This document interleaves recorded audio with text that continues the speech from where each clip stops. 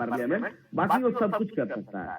Procedure established by law, उसमें procedure के तहत लिख दिया गया है कि ऐसे होगा, अगर किसी के घर AK-47 पाया जाएगा तो उसको तुरंत जो है कहीं खड़ा करके फांसी दिया जाएगा। अगर वहां की पार्लियामेंट ऐसा कानून बनाती है तो वो उस पर कोई जुडिशियल रिव्यू नहीं होगा। लेकिन ड्यू प्रोसेस ऑफ लॉ जो है अमेरिकन कॉन्स्टिट्यूशन में लिया गया, और मुझे याद है अमेरिकन कॉन्स्टिट्यूशन में 5th अमेंडमेंट हुआ। 5th अमेंडमेंट में जो है इस चीज को बाकायदे लिख दिया गया वहां, due process of law. So due process of law American constitution से है, और ऐसा माना जाता है कि जुडिशरी जहां मजबूत होगी वहां जो है ड्यू प्रोसेस ऑफ लॉ ही जो है होगा, और वो जो है प्रक्रिया को जो है कानून बनाने की प्रक्रिया की तो जांच करेगी ही करेगी, ये भी जांच करेगी कि जो है ये रियल में कानून अपने आप में वैलिड है, नेचुरल लॉ सब्सटेंटिव है या नहीं है। ठीक है, आगे बढ़े। Now we are proceeding and we understand what is the writ. There are 5 writs, but we will understand here habeas corpus only, because in our case we need to only understand habeas corpus. Article 32 of Indian Constitution and 226 of the Indian Constitution discuss about the writ. Article 32 Supreme Court of India gives the power, and Article 226 226 जो है high court, और 32 जो है supreme court जो है उसके अंदर में जो है रिट दाखिल करता है। रिट का पावर देता है, मतलब अगर आपका फंडामेंटल राइट कहीं से भी जो है अगर जो है डेरोगेट होता है, फ्रिंज होता है, तो आप जो है सुप्रीम कोर्ट को डायरेक्ट अप्रोच कर सकते हैं। इसमें आता है एक हैबियस कॉर्पस है। The literal meaning of the habeas corpus is bring the body, मतलब शरीर को लाओ। सपोज दैट कि राम नाम का आदमी है, और राम नाम का आदमी को पुलिस उठा के लेके चली जाती है, तो 2 चीजें होंगी, या तो राम नाम के आदमी को पुलिस उठा के ले गई तो प्रोसेस से ले गई होगी, कि किसी कानून के तहत ले गई होगी, किसी डिटेंशन एक्ट के तहत ले गई होगी, तो राम को ले गई। तो राम क्या कर सकते हैं, ये कह सकते हैं 2 चीजें, कि इन्होंने मुझे ले गए हैं, या राम को तो उठा के लेके चला ही जाएगा, वो तो राम तो बोलने लायक नहीं रहेंगे, 4 डंडा मार के उनको टाइट कर देगा। लेकिन राम के कोई वेल विशर अगर होंगे, जैसे उनकी माँ हो, भाई हो, दोस्त हो, नहीं कुछ है तो NGOs हो, ठीक है, अगर कोई जाता है सुप्रीम कोर्ट को आर्टिकल 32 के तहत, तो आर्टिकल 32 के तहत हैबियस कॉर्पस रीट लेके जाएगा, और सुप्रीम कोर्ट से बोलेगा कि मैं राम का जो हूँ वेल विशर हूँ, या मैं राम का भाई हूँ, और राम को क्यों लेके चला गया है ये मुझे नहीं पता है, ठीक है, मैं हैबियस कॉर्पस रीट लेके आया हूँ। हैबियस कॉर्पस मतलब होता है ब्रिंग द बॉडी। तो सुप्रीम कोर्ट उस स्टेट के पुलिस सुपरिटेंडेंट वगैरह को बोलेगा कि भैया 24 घंटे के अंदर जो है यहाँ रिपोर्ट करिए और उसको लेके आइए मेरे यहाँ। तो या अब तो हो गई ये बात। दूसरा कारण हो सकता है कि राम का वेल विशर जाता है सुप्रीम कोर्ट, और वो ये कहता है कि सर किसी एक्ट के तहत, XYZ एक्ट है, उसके तहत पुलिस ने पकड़ के ले गई है, पुलिस जो पकड़ के ले गई है उस एक्ट के तहत आई एक्सेप्ट दिस, लेकिन मुझे उस एक्ट से ही समस्या है। ओके, तो अब suppose that Indian detention act 1950 जो AK गोपालन की, इसीलिए मैं बोला था कि I would like to discuss about AK Gopalan case. तो उससे हम जो है due process of law, procedure established by law और रिट के बारे में हम तीनों समझेंगे। तो हम AK गोपालन के बारे में बताने जा रहे हैं कि AK गोपालन केस में क्या हुआ। AK गोपालन एक कम्युनिस्ट नेता थे, ठीक है, और 1947 में वो गिरफ्तार हो गए थे मद्रास के एक लोकल क्रिमिनल लॉ के द्वारा, जो वहां का स्टेट का कोई लॉ होगा, ठीक है, उसके द्वारा जो है उसके तहत उनको जो है गिरफ्तार कर लिया गया। अब क्योंकि उस दौरान गिरफ्तारियां इसलिए होती थी बिकॉज वहां बहुत खिलाफत आंदोलन कहीं चल रहा है, पता चल रहा है कि आजादी मिल रही है तो सेपरेशन कहीं निकल हो रहा है, कहीं मुस्लिम लोग पाकिस्तान जाने के बारे में प्लान कर रहे हैं, कोई प्रिंसी स्टेट है वो आके यहाँ तो एक्सेप्ट कर लिया, लेकिन वहीं के अंदर जो है गोल बना रहा है कि हम नहीं अलग होंगे, हम अपना अलग एक बनाएंगे। ओके, आप लोग मुझे इस पॉइंट को समझ रहे हैं ना? 1947 में स्थिति क्या होगी उस समय, जिस तरह देश आजाद हुआ होगा, तो कि सेपरेशन जो है चरम पे था, क्षेत्रवाद चरम पे था उस समय। तो वहां पर जो है एक प्रिवेंटिव डिटेंशन एक्ट 1950 में जो है पटेल जी ने ला दिया था। तो एक तो प्रिवेंटिव डिटेंशन के तहत जो है AK गोपालन पहले से 1947 से जेल में थे, और चूंकि since he was a leader communist, पहले वो कांग्रेस में लीडर थे और फिर वो कम्युनिस्ट लीडर बने, तो आपस में अंदर से मतभेद होगा, तो उनको जो है डिटेंशन में डाल दिया गया था 1947 से ही। उसके बाद जब देश आजाद हुआ तो वहां का लोकल गवर्नमेंट सोचा कि ये तो हमारे नेता, इनको लाइए 1900 मतलब प्रिवेंटिव डिटेंशन एक 1950 के तहत फिर उनको जेल में डाल दिया गया। अब वो अप्लाई कि भाई अब तो देश आजाद हो गया, पूरा दुनिया घूम रहा है और मैं गुलामी में भी जेल में था और आज भी जेल में हूँ मैं। उनका वकील पहुंचा सुप्रीम कोर्ट और उसने अपनी बात रखी। उसने बात रखी क्या, मैं बता रहा हूँ। नबीला, AK गोपालन filed the petition under the Article 32 of Indian Constitution for a writ habeas corpus against his detention। वो बोले कि मैं जो हूँ, मतलब he was prohibited from disclosing the ground of detention under which he was detained because the section 14 of the act means the section 40 of the preventive detention act 1950 ये ground देती है कि हम आपको क्यों डिटेन किए हैं, हम ये बताने के लिए मजबूर नहीं है। ओके, मतलब हम आपको क्यों डिटेन किए हैं ये बताने के लिए मजबूर नहीं है, क्योंकि मुझे जो है section 14 of the detention act 1950 जो है हमको इम्पावर करता है कि हम पब्लिक इंटरेस्ट में हम आपको डिटेन कर लेंगे और शांति भंग न हो, इसके लिए हम जो है हम आपको बताने के कारण नहीं जाएंगे कि हम क्यों आपको डिटेन करेंगे। सेक्शन 14 हमको टाइम देता है। अभी देखेंगे हाल फिलहाल में प्रियंका गांधी गई थी किसानों के आंदोलन में, लखनऊ के बगल में कौन सा Shri Lakhimpur, where that is accident took place, या लखीमपुर, वो जो लखीमपुर वहां भी तो नहीं जाने दिया और उनको ला के रख लिया। तो ये डिटेंशन इस तरह होता है, प्रिवेंटिव डिटेंशन 1950 के तहत इनको रख लिया। इन्होंने क्लेम किया जो डिटेंशन का जो इन्होंने आर्टिकल 14 के तहत, मतलब सेक्शन 14 के तहत मुझे जो है ग्राउंड नहीं बता रहे हैं, ये मुझे ग्राउंड बताए क्योंकि आर्टिकल 14, 19 एंड 21 का वायलेशन है। Okay, hello position of the act violate जी, नबीला है सेक्शन क्लॉज 2 ऑफ आर्टिकल 13 का जो है क्लॉज 2 को भी ये वायलेट कर रहा है। और उन्होंने चाय बची है, मुझे पढ़ना पड़ेगा 13(2) आपने पढ़े हैं, लाओ मैं बोल के पढ़ूं इसको। 13 आर्टिकल 13(2) मुझे पढ़ना पड़ेगा। हाँ पढ़ दीजिए आप एक बार, कोई दिक्कत नहीं है।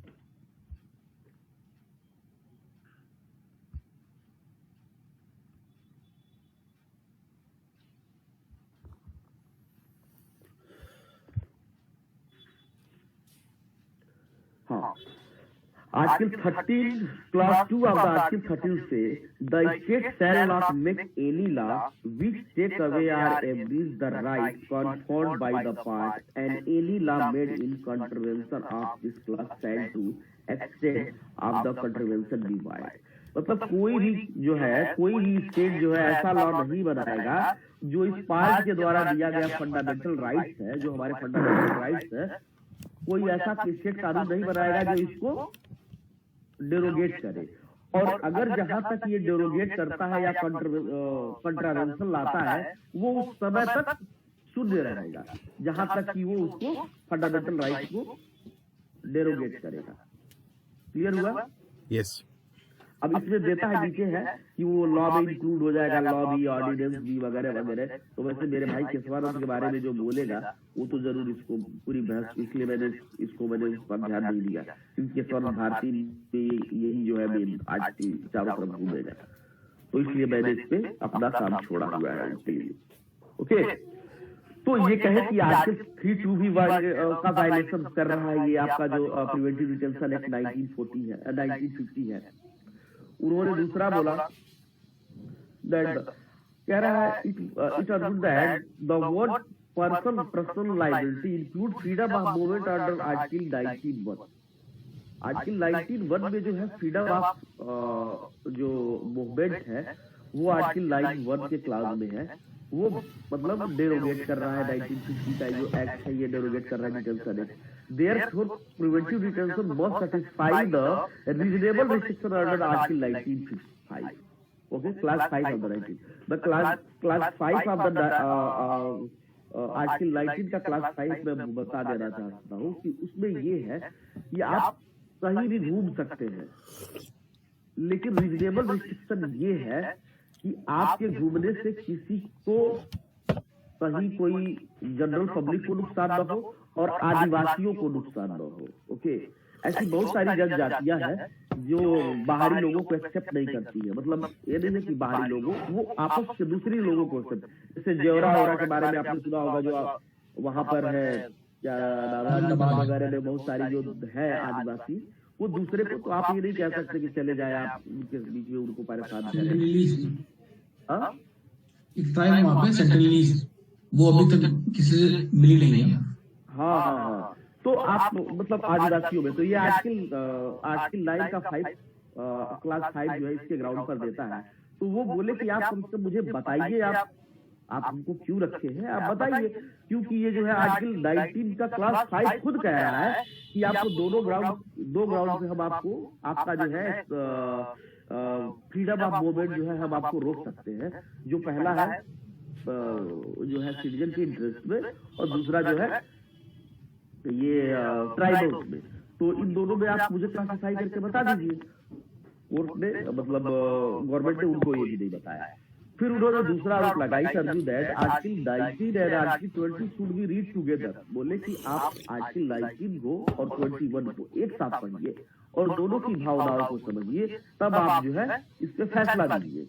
तीसरा आर्गुमेंट जो बहुत अच्छा उनका आर्गुमेंट था, argument that article 21 procedure established by law. अभी जो मैंने आपको बताया, अभी थोड़ी देर पहले मैं बताया कि procedure established by law means the due process of law in US Constitution. Okay, ये US Constitution में जो है ड्यू प्रोसेस ऑफ लॉ है, which include the principle of natural justice. Since impugent law does not satisfy the requirement of the due process of the law, therefore it is invalid law. उन्होंने बोला कि जो आपने law बनाया है वो article 13 का क्लास 2 को सेटिस्फाई नहीं कर रहा है, क्योंकि आर्टिकल 19A 19(5) के ग्राउंड को नहीं सेटिस्फाई कर रहा है। जो आपने कानून बनाया वो जो है आर्टिकल 21 को सेटिस्फाई नहीं कर रहा है। और जब आप आर्टिकल 3 के क्लास 2 में आप ये बात कह रहे हैं कि स्टेट ऐसा कोई लॉ नहीं बनाएगा जो इस संविधान में दिए हुए किसी भी फंडामेंटल राइट्स को डेरोगेट करे, ऐसा स्टेट कोई लॉ नहीं बनाएगा। इवन आप ये भी कह रहे हैं कि इससे पहले बने हुए जो भी लॉ है वो शून्य हो जाएंगे वहां तक जहां तक कि ये फंडामेंटल राइट्स हमको जो है पार्ट 3 में दिया गया है। तो आप मुझे जो है आप रीजन दीजिए और ये करिए, मुझे बरी करिए और इस कानून को नल एंड वाइड करिए। डिटेंशन एक्ट 1950 को जजमेंट क्या आया? जजमेंट आया we will not follow the due process of law. हम ड्यू प्रोसेस ऑफ लॉ को नहीं फॉलो करते हैं, हम प्रोसीजर एस्टेब्लिश्ड बाय लॉ को फॉलो करते हैं। आर्टिकल 19 और 21 को हम एक साथ नहीं पढ़ेंगे और इसमें कोई जो है इसमें दूर दूर तक जो है कोई संबंध नहीं है, इतना डिफरेंस है। और उनको बेचारे को फिर जेल में रहना पड़ा, ठीक है, इससे उनको कोई नहीं मिला। तो AK गोपालन वर्सेस स्टेट ऑफ मद्रास 1950 में ये केस आया था। तो ये क्लियर हुआ? इसमें कोई क्वेश्चन? चाय पी सकते हैं हम? जी सब पी रहे। नहीं, वो बना के दे दिया था कुछ, मैं कहा कि अब तो इसमें AK गोपालन कोई AK गोपालन रहते थे केरला में, लेकिन वो उनको डिटेन कर लिया गया था मद्रास में। वो पहले कांग्रेस पार्टी के नेता थे, बाद में कम्युनिस्ट बने। उस समय कांग्रेस का बोलबाला था, आप लोगों को पता है, जो मन वो कर दे। तो कहानी ये थी। अब हमने जो है प्रोसीजर इस्टेब्लिश बाय लॉ समझा, ड्यू प्रोसेस ऑफ लॉ समझा, आर्टिकल 21 हम पढ़े, आर्टिकल 21 के रेफरेंस में भी हमने देखा। रिट के बारे में हमने बताया कि आर्टिकल 32 जो है सुप्रीम कोर्ट ऑफ इंडिया और 226 जो है हाई कोर्ट ऑफ इंडिया जो है के तहत रिट जो है वो करती है, इशू करते हैं। रिट पिटीशन आप फाइल कर सकते हैं और वो इशू कर सकते हैं। तो अभी आर्टिकल 32 का हाइबियस कॉर्पस लेके गोपालन जी के वकील ने सुप्रीम कोर्ट गया और उनको निराशा लगी, क्योंकि सुप्रीम कोर्ट ने बोला कि हम प्रोसीजर एस्टेब्लिश बाय लॉ पे बिलीव करते हैं। तो हम हाइबियस कॉर्पस भी समझ गए। अब हम आगे बढ़ सकते हैं मेनका गांधी वाले केस पे। हाँ जी। अब मेनका गांधी का केस ये था, इमरजेंसी लगी थी और इमरजेंसी में संजय गांधी जी बहुत तुर्कमान गेट रोड के सामने, मतलब इधर दिल्ली में बहुत ज्यादा जो है वो किए थे। बहुत लोग जो है डिटेन हुए थे और इसी के नाम पर, शांति के नाम पर, नेशनल सिक्योरिटी के नाम पर बहुत लोग डिटेन हुए थे। अभी इमरजेंसी खत्म हुआ था और मेनका जी का एक स्पीच था फॉरेन में, और यहाँ पर जो वहां AK गोपालन केस में जैसे अधिकार छीना था AK गोपालन का जो डिटेंशन एक्ट है 1950 का, वैसे ही यहाँ पासपोर्ट एक्ट 1969 का सेक्शन 10 का क्लॉज 3C के बारे में जो है ये बातें हो रही है। वहां था प्रिवेंटिव डिटेंशन एक्ट 1950 और यहाँ है Indian passport act 1967। Okay, Maneka Gandhi ji supreme court गई और अपना ग्राउंड रखी कि मुझे विदेश जाने का हक है, और जो आर्टिकल वही सेम कहानी जो गोपालन जी की कहानी थी एग्जैक्टली, कि ऐसा कोई कानून नहीं बन सकता कि जो है हमको विदेश जाने से कोई रोक ले। जो 3 के तहत, जो सेक्शन 10 के तहत जो है ग्राउंड रीजन नहीं दे रहे हैं हमको कि हमारा पासपोर्ट क्यों रखे हैं, इनको देना पड़ेगा। और आप जो है ये इसमें जो फंडामेंटल राइट्स है 21 के द्वारा दिया हुआ, 19 के द्वारा दिया हुआ, 19 का क्लॉज 5 जो बोल रहे थे कि हमको भी केवल हम इसी क्षेत्र में नहीं जा सकते, ट्राइबल और इसके क्षेत्र नेशनल इंटरेस्ट में नहीं जा सकते, लेकिन फॉरेन जाने का भी जो है वो था। अब मेनका गांधी के समय में एक फजल अली करके जो है कश्मीर के जो है जज थे। एक्चुअली जो गोपालन केस तो है 5 जजेस का कॉन्स्टिट्यूशनल बेंच था, उसमें एक लोगों ने जो है फैसला गोपालन जी के, फजल अली जो थे वो गोपालन के केस में जो है फैसला मतलब सुनाए थे। 4 लोग जो है उसके अपोजिट थे। अब संयोग से उनके लड़के जो थे वो मेनका गांधी वाले केस में, उनके लड़के खास मतलब उनके बेटे थे और वो जम्मू कश्मीर के जज थे। उनको जो है चीफ जस्टिस ने एज ए एसोसिएट जज बुलाया हुआ था। 7 जजों का वो कॉन्स्टिट्यूशनल बेंच था।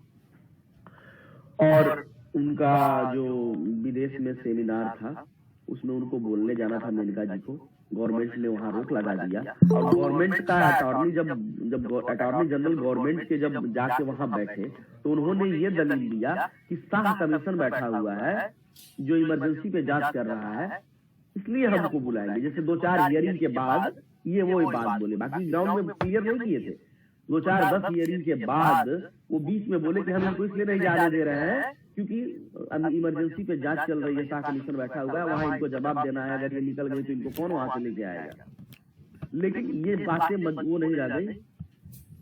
मेनका गांधी जी जो है गई और उन्होंने जो है आर्टिकल 29 का सेक्शन 1, सेक्शन 5, आर्टिकल 21 पर जो है उन्होंने क्वेश्चन उठाया और सेक्शन आर्टिकल 13 का सेक्शन 2 पे भी उन्होंने क्वेश्चन उठाया कि ये जो है ये केस ही जो है ये खराब है, मतलब ये पासपोर्ट एक्ट ही जो है ये वैलिड नहीं है, इसको जो है इनवैलिड करार दिया जाए।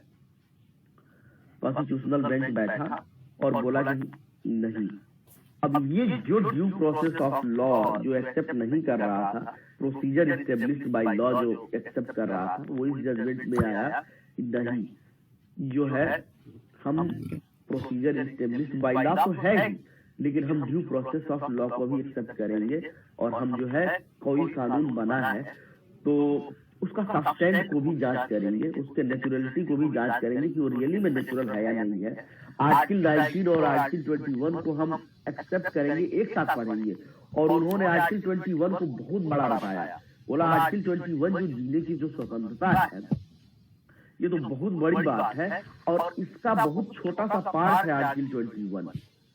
तो protection of life and personal liberty में जो है ये बहुत बड़ा है, और no person shall be deprived of his life and personal liberty, यहाँ पर जो है पर्सनल लिबर्टी भी है, personal liberty except according to procedure established by law. उन्होंने बोला कि इसको हम ड्यू प्रोसेस ऑफ लॉ ही समझेंगे, और बोले कि आर्टिकल 21 और 20 आर्टिकल 19 आर्टिकल 21 को हम एक साथ पढ़ेंगे। तो ये कहिए कि मेनका जी को उस समय तत्काल में तो जा नहीं पाएंगे, लेकिन जो गोपालन जी का जो केस था, वो जो जितनी भी गोपालन जी ने आर्गुमेंट दिए थे, अपनी बात रखे थे, उसको सुप्रीम कोर्ट ने जो है एक्सेप्ट किया, और गोपालन जी का फैसले को जो है बदल दिया, जो उनके अगेंस्ट दिया था, और इसमें जो है उस फैसले को बदल दिया गया। तो it was the Maneka Gandhi versus Union of India case 1978।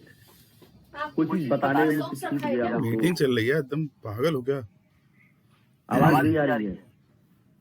Yes, हाँ आवाज आ रही है आपकी धनंजय जी। हाँ। और thank you so much for that explanation of 2 landmark judgments. And अगर हम इसको पढ़ने बैठेंगे तो मुझे लगता है कि आधा मतलब 1-1.5 घंटा तो आराम से, अगर कोई इन डेप्थ इसको पढ़ने बैठेगा। हाँ। और इनिशियल रीडिंग में तो समझ में नहीं आएगा। Indian passport act, detention act, और हम 3 आर्टिकल तो अच्छे से हम तैयार किए। हम ये चाहेंगे कि आर्टिकल 21, आर्टिकल 13 और आर्टिकल 19 को हम लोग अगर जाके एक बार, जैसे हम तो तैयार करके आए थे तो मुझे तो थोड़ा सा पता चल गया, आप लोग भी इसको देख लेंगे तो अच्छा होगा, क्योंकि जितनी बार इसको पढ़ेंगे उतनी नई चीजें आएंगी। राइट। और इसमें धनंजय जी बस एक चीज मैं 2-3 फैक्ट्स में और इसमें जोड़ना चाहता हूँ। इस केस के फैक्ट्स इस तरह से थे कि 1975 में जब इमरजेंसी के बाद, राइट, जब आया था तो जनता पार्टी की सरकार थी, तो जनता पार्टी के फॉरेन मिनिस्टर के बेटे की तस्वीरें कुछ मेनका गांधी ने अपनी उसमें कॉम्प्रोमाइजिंग पोजीशंस में कुछ फोटोज थी उनकी। दिल्ली यूनिवर्सिटी की कोई लड़की के साथ उनकी कुछ इमेजेस वायरल हो गई थी। तो मेनका गांधी उस वक्त एक मैगजीन रन करती थी, सूर्या मैगजीन। सूर्या मैगजीन। हाँ, उसमें उन्होंने वो फोटोज पब्लिश कर दी थी। तो यूनियन को ये बात अच्छी नहीं लगी कि यार हमारे मिनिस्टर की बेटे की फोटोज आप पब्लिश कर रहे हो। तो उनको जाना था, जैसे कि धनंजय जी ने बताया, उनको जाना था एक स्पीच डिलीवर करने। तो उनके पासपोर्ट को इम्पाउंड करने के लिए उन्होंने डाल दिया कि we are impounding your passport on assumptions, no, on some assumptions that you might leave this country. आप ऐसे ले ले, सम assumption नहीं, इंटरेस्ट ऑफ सिटीजन, क्योंकि सम assumption अगर डाल देंगे तो आपको बताना ही पड़ जाएगा। राइट, उस पे डाल दिए, राइट, तो इसलिए हम नहीं दे सकते हैं। हाँ, तो जैसे AK गोपालन जी में आपने बताया कि वो फंडामेंटल राइट्स को अलग अलग देखते थे, हर फंडामेंटल राइट को अलग देखते थे। लेकिन जब इन्होंने ये जजमेंट दिया जजेस ने, तो उन्होंने बोला कि सारे फंडामेंटल राइट्स को एक उसमें देखना पड़ेगा। मैं कि अगर मान लीजिए, मैं आपको, जैसे आपने अभी पॉलिटिक्स पीछे की बात बताई, क्योंकि मैं जो था, मैं वो एज इट इज जो बातें थी वो बता रहा हूँ आपको। मैं बता दूं, सुप्रीम कोर्ट ने मेनका गांधी को फैसला नहीं सुनाया है। आप समझिएगा, सुप्रीम कोर्ट वेट कर रही थी इस दिन का कि ऐसा दिन आए, सरकार कमजोर हो थोड़ी सी, हम कुछ ऐसे फैसले सुनाए। अदरवाइज फजल अली को एसोसिएट जज बुलाने की क्या जरूरत थी? उस समय ना हेलीकॉप्टर की व्यवस्था ज्यादा थी, न कुछ था, और जम्मू कश्मीर से बुलाया गया। पता था पीएन भगवती जो PIL दिए हैं, अगला टॉपिक आप देंगे, अगर मुझे चुनने को देंगे तो हम और बोलेंगे। तो वो उनको बुलाया इसलिए गया था क्योंकि AK गोपालन केस में केवल फजल अली ही ऐसे थे जो गोपालन की तरफ से जो है गोपालन की बातों को वो किए थे और सबसे हट के फैसला सुनाए थे। आप तो जब इतना रिसर्च किए होंगे तो देखे ही होंगे। तो इसमें वेट कर रही थी गवर्नमेंट की ऐसी समय सिचुएशन आए और हम जबरदस्ती पकड़ के ऐसे फैसले सुनाए गोपालन को वाले फैसले को पलटे। ओके, तो वो तो गवर्नमेंट वो तो जुडिशरी वेट कर रही थी कि अपनी गलतियों को हम सुधारें। और राजनीति तो होता है सब कुछ, तो राजनीति गोपालन जी भी राजनीति से ही वजह से पकड़े गए थे, इनका भी अपना था। तो मैं राजनीतिक बैकग्राउंड लेकिन अगली बार हम ये भी बातें रखा करेंगे क्योंकि हम पढ़े थे तो ये भी हम नहीं। हम देखिए, मैं बस ये रिक्वेस्ट करूंगा कि हम फोकस करेंगे फैक्ट्स पे, जैसे आपने बताया आर्टिकल 21, 19, 14। हम ज्यादा लॉ पे फोकस करेंगे, पॉलिटिक्स तो चल ही रही है और चलती रहेगी, तो उसको हम दूसरे लोगों के लिए छोड़ देंगे। Anyways, with that, I would like to thank Dhananjay ji for coming up with such a wonderful presentation and presenting the topic in such a lucid and such a explanatory method. And thank you so much, Dhananjay. With that, I would like to move on to the next speaker, who is Shashikant. And Shashikant will speak on a landmark judgment on sexual harassment at workplace. So there was a very landmark judgment between Vishakha versus state of Rajasthan. So Shashikant, the stage is all yours. Vishakha versus state of Rajasthan, the next landmark judgment in Indian judiciary's history.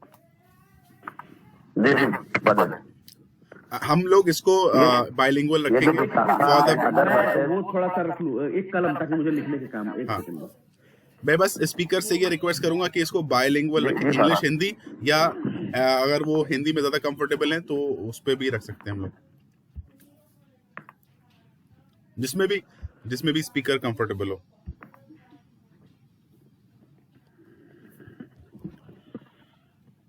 मैंने हिंदी बनाया, कुछ जगह by English भी इस्तेमाल किया जहाँ उसकी जरूरत पड़ी है।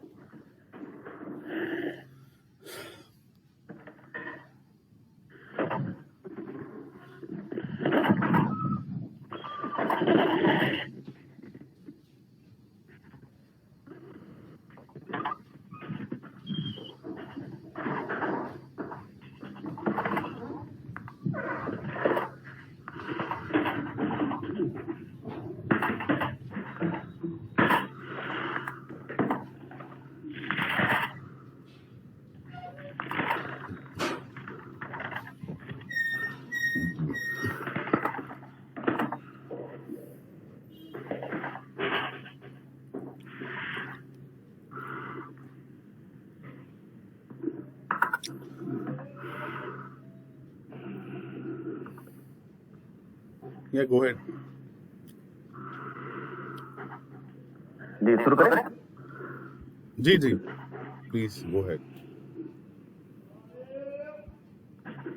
तो जो ये केस है Vishakha and other versus state of Rajasthan and other, ये AIR 1994 SC 3011 का है, जो कि sexual harassment at work place का है। इसमें मैं बता दूं आपको, जो विशाखा है ये एक NGO है जिसने ये केस 5 महिला आयोग के साथ में मिलके और बाकी NGO के साथ मिलके, तो इस केस को बताने से पहले मैं थोड़ा जो इस केस के मुख्य जो पात्रा हैं भंवरी देवी जी, इनका थोड़ा परिचय दे दूंगा आप लोगों को।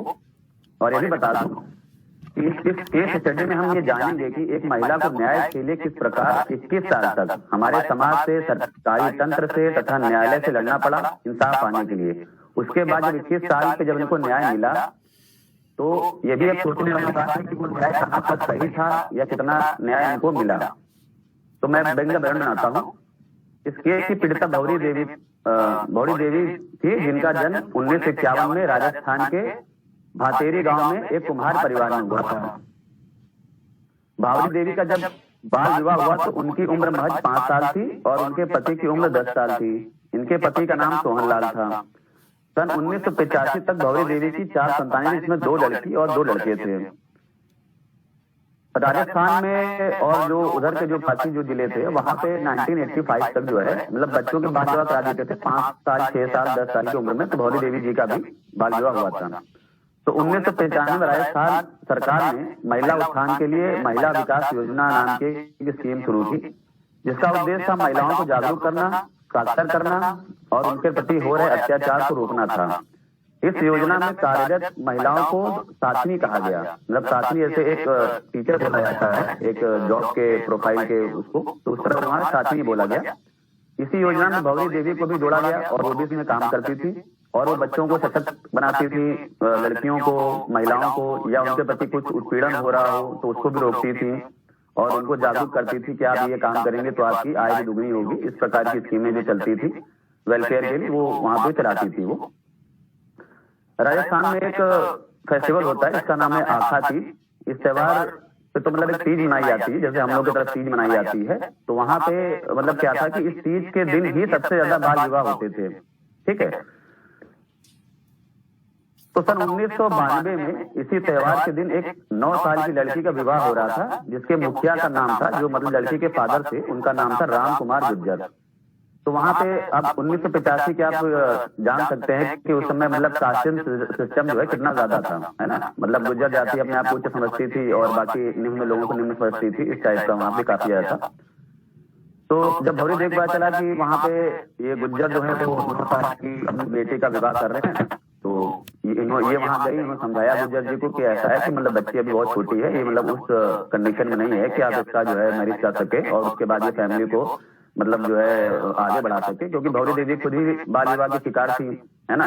तो इन्होंने उसका अपोज किया, तो गुज्जर नहीं माने, जो इनके परिवार वाले थे, उनके रिश्तेदार थे। तो इन्होंने बाद मजबूरी वश में होकर इन्होंने डीएम, एसएसपी और बाकी उच्च अधिकारियों को बताया, जिसमें क्या हुआ कि वो शादी उस दिन रुक गई। लेकिन गुज्जर माने नहीं। गुज्जर जो है उसके अगले दिन इन्होंने जो है बाल विवाह कर दिया दिन के 2 बजे।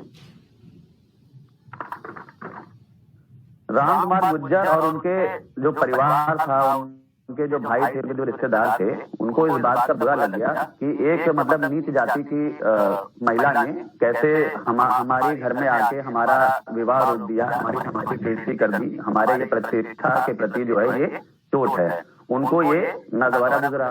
तो उन्होंने जो है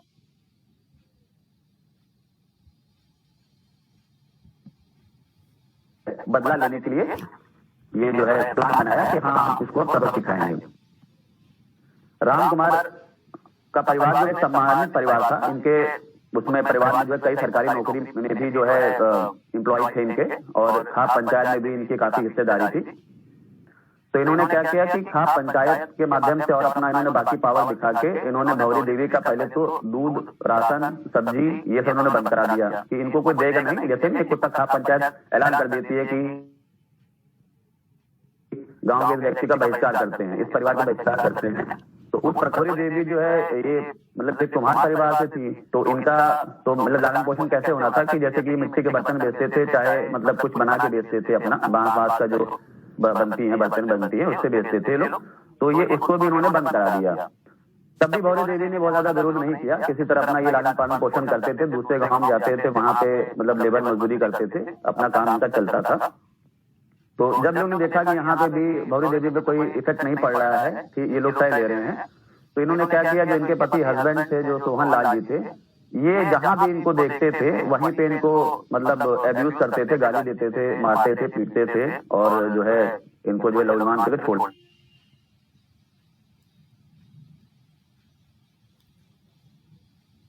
देते थे। अब मामला तो यहाँ तक तो शांत नहीं हुआ।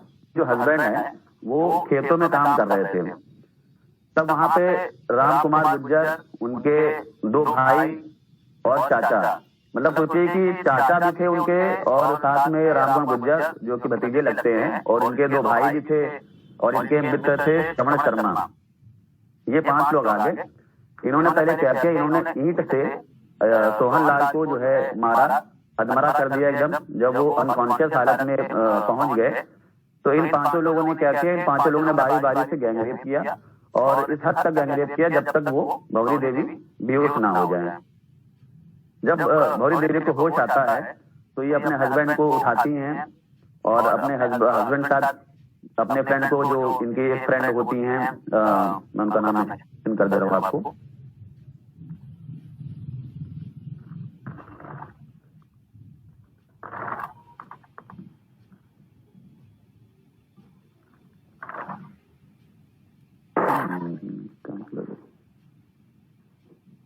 रशीला शर्मा उस समय वहां पे जो है एक मतलब पढ़ी लिखी महिला मानी जाती थी, और वो तो ये उनको बताती हैं जाके कि मेरे साथ ऐसा ऐसा चीज हुआ है। तो रशीला शर्मा जी कहती है कि ठीक है, आपको न्याय से लड़ना चाहिए, आप चलिए पुलिस कंप्लेन करिए। तो ये अपने हस्बैंड के साथ और खुद और रशीला जी के साथ 12 बजे पुलिस थाने पहुंचती हैं, और वहां पे जाके कहती है कि मेरे साथ ऐसी चीजें हुई हैं, आप मुझे FIR लिखना है, इनके विरुद्ध लिखना है, नामित FIR लिखनी है।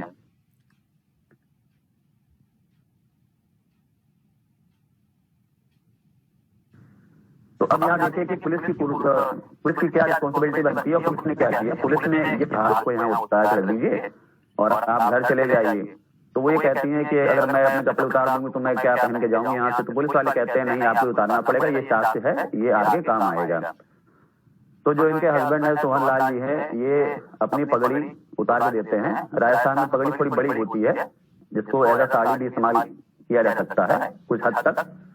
तो ये उनको देते हैं, ये वो साड़ी पहनती हैं पगड़ी के बना के, और उसके बाद अपने नजदीकी वहां से चलती है, रात में 1 बजे चलती हैं, वहां से 3 किलोमीटर दूर तक एक अन्य साथिनी जो वर्कर इनकी होती हैं, वो वर्कर होती हैं, उनका घर होता है वहां पे। ये वहां पे जाती हैं और स्टे करती हैं कि मतलब नेक्स्ट डे पुलिस से जब FIR हो जाएगी तो हमें डॉक्यूमेंट कलेक्ट करने पड़ेंगे, मेडिकल के लिए जाना पड़ेगा। तो ये सब डॉक्यूमेंट अगले दिन आती हैं, कलेक्ट करती हैं, मेडिकल के लिए जाती हैं। तो जब भवरी देवी रसीला शर्मा अपने हस्बैंड के साथ प्राइमरी हेल्थ केयर सेंटर पे जाती हैं मेडिकल करवाने के लिए, तो PSC पर उन्हें मेल डॉक्टर मिलते हैं, और वह एग्जामिनेशन करने से मना कर देते हैं कि भाई हम मेल हैं, हम नहीं कर सकते हैं। तो वो एक रिफर करते हैं SMS हॉस्पिटल, वहां पे एक होता है वहां थोड़ी दूर पे, कि आप वहां जाइए, वो आपका एग्जामिनेशन करेंगे। तो उनको एग्जामिनेशन में लिखना चाहिए था कि हाँ इनके साथ ऐसी घटना हुई है, इसका एग्जामिनेशन करिए कि हाँ इनके साथ रेप की पुष्टि है कि नहीं, इनको ये करना चाहिए था। तो उन्होंने जबकि उसकी जगह ये लिखा कि मतलब हमें इनके साथ रेप हुआ ये पता है, लेकिन हमें इनकी एज जाननी कि इनकी एज कितनी है, हमें ये बताइए आप। तो उन्होंने मतलब स्टेटमेंट ही चेंज कर दिया। तो जब वो SMS हॉस्पिटल पहुंचते हैं तो उनको पर्चा दिखाते हैं, तो वही कहते हैं कि नहीं, आपकी एज डिफाइन करनी है, इसके लिए मजिस्ट्रेट की जो है साइन की जरूरत पड़ेगी यहाँ पे। अब मजिस्ट्रेट के पास जाइए, अगर वो साइन करके देते हैं, लिखित तौर पर ऑर्डर देते हैं, तभी हम आपका जो है ये टेस्ट करेंगे। तो सेम डे वो लोग ये सब प्रक्रिया में करीबन 5 साढ़े 5 बज जाता है। सेम डे वो मजिस्ट्रेट के ऑफिस जाते हैं। तो उस समय मजिस्ट्रेट ऑफिस अपने उठ ही रहे होते हैं। तो इन्होंने ये अपनी पूरी जो है चीजें बताते हैं मजिस्ट्रेट को कि हाँ ऐसी ऐसी चीजें हुई हैं, और हमें जो है एक लेटर चाहिए आपके द्वारा मेडिकल कराने के लिए। तो मजिस्ट्रेट कहते हैं बड़े मानवीय तरीके से कि नहीं, हमारा ऑफिस आवर खत्म हो गया है, आप कल जो है आइए, मैं कल आपको लिख के दे दूंगा। जबकि ऐसा होता है कि एक मतलब मान्यता के तौर पे मजिस्ट्रेट को भी करना चाहिए था कि हाँ साइन कर देते कि भाई उसका एग्जामिनेशन हो जाना चाहिए, क्योंकि हमें पता है कि जितनी जल्दी मेडिकल एग्जामिनेशन होता है उतनी सटीक रिपोर्ट आती है। 48 आवर्स के अंदर ये चीज हो जानी चाहिए कि उसका एग्जामिनेशन हो जाना चाहिए, तभी रिपोर्ट अच्छी आती है। वैसे तो 96 आवर भी थोड़ा मान होता है, लेकिन उसकी एक्यूरेसी जो होती है कम हो जाती है। उसके बाद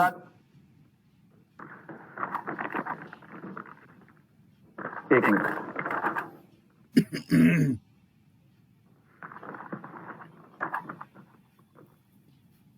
अगले दिन लोग मेडिकल करवाते हैं, और मेडिकल करवाते हैं, फिर केस फाइल करते हैं।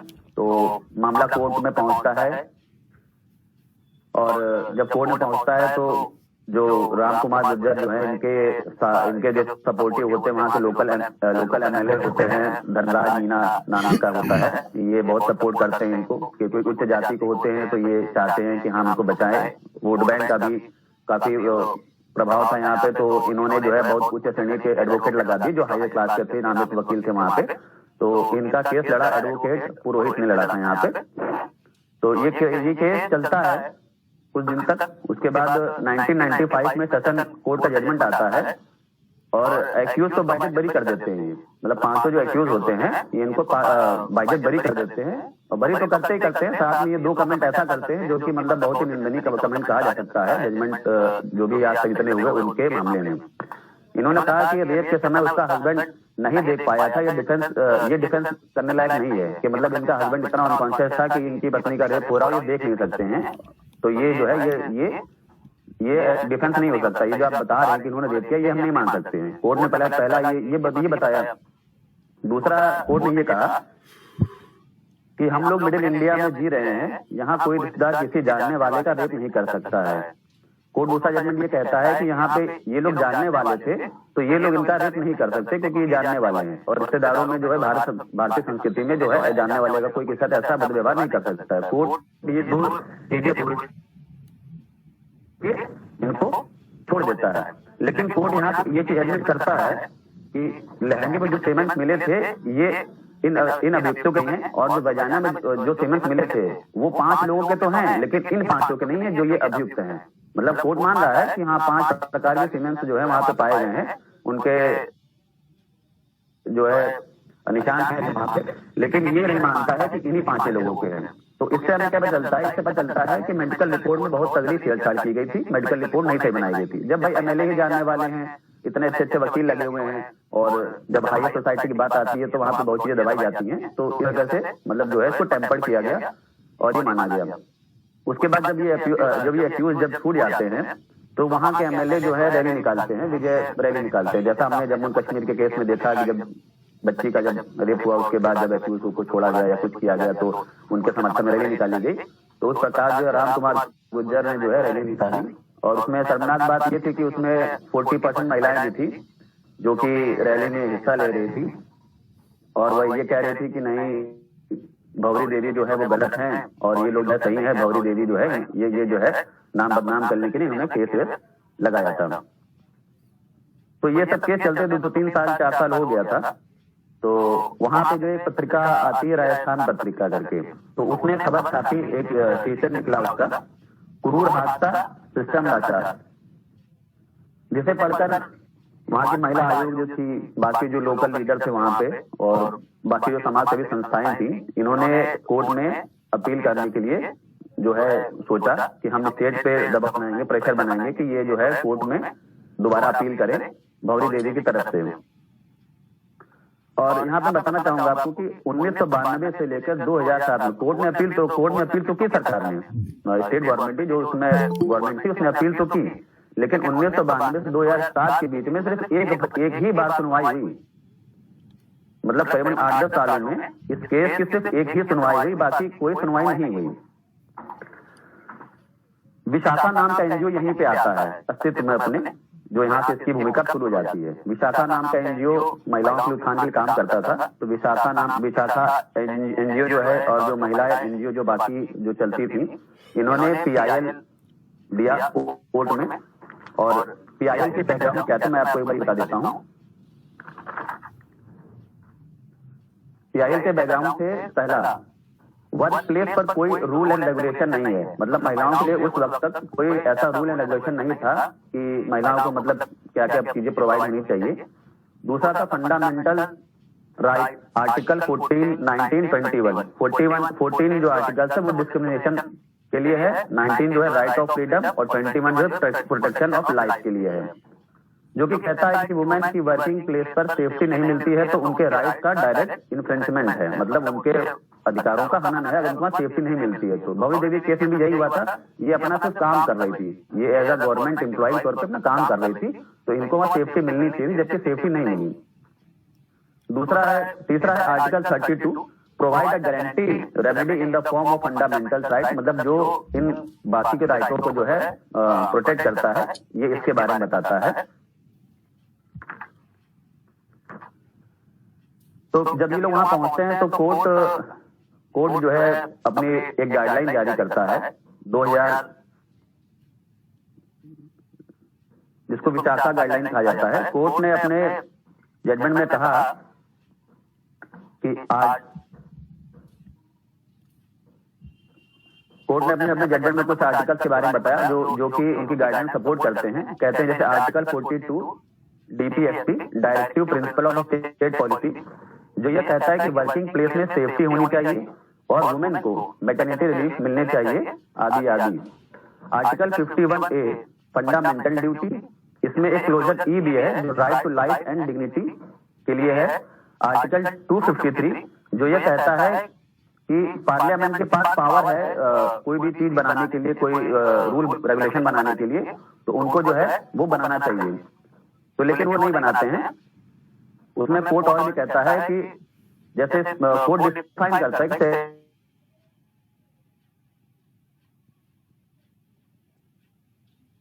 सेक्सुअल हैरेसमेंट किसे कहा जा सकता है, तो ये भी कोड डिफाइन करता है।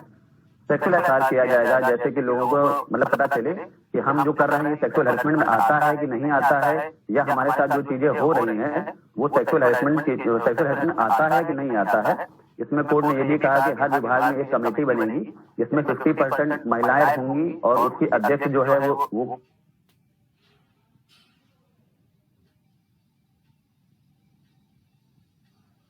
कोई महिला ही होगी, और ये हर 5 साल के लिए रहेंगे, वो चेंज होते रहेंगे।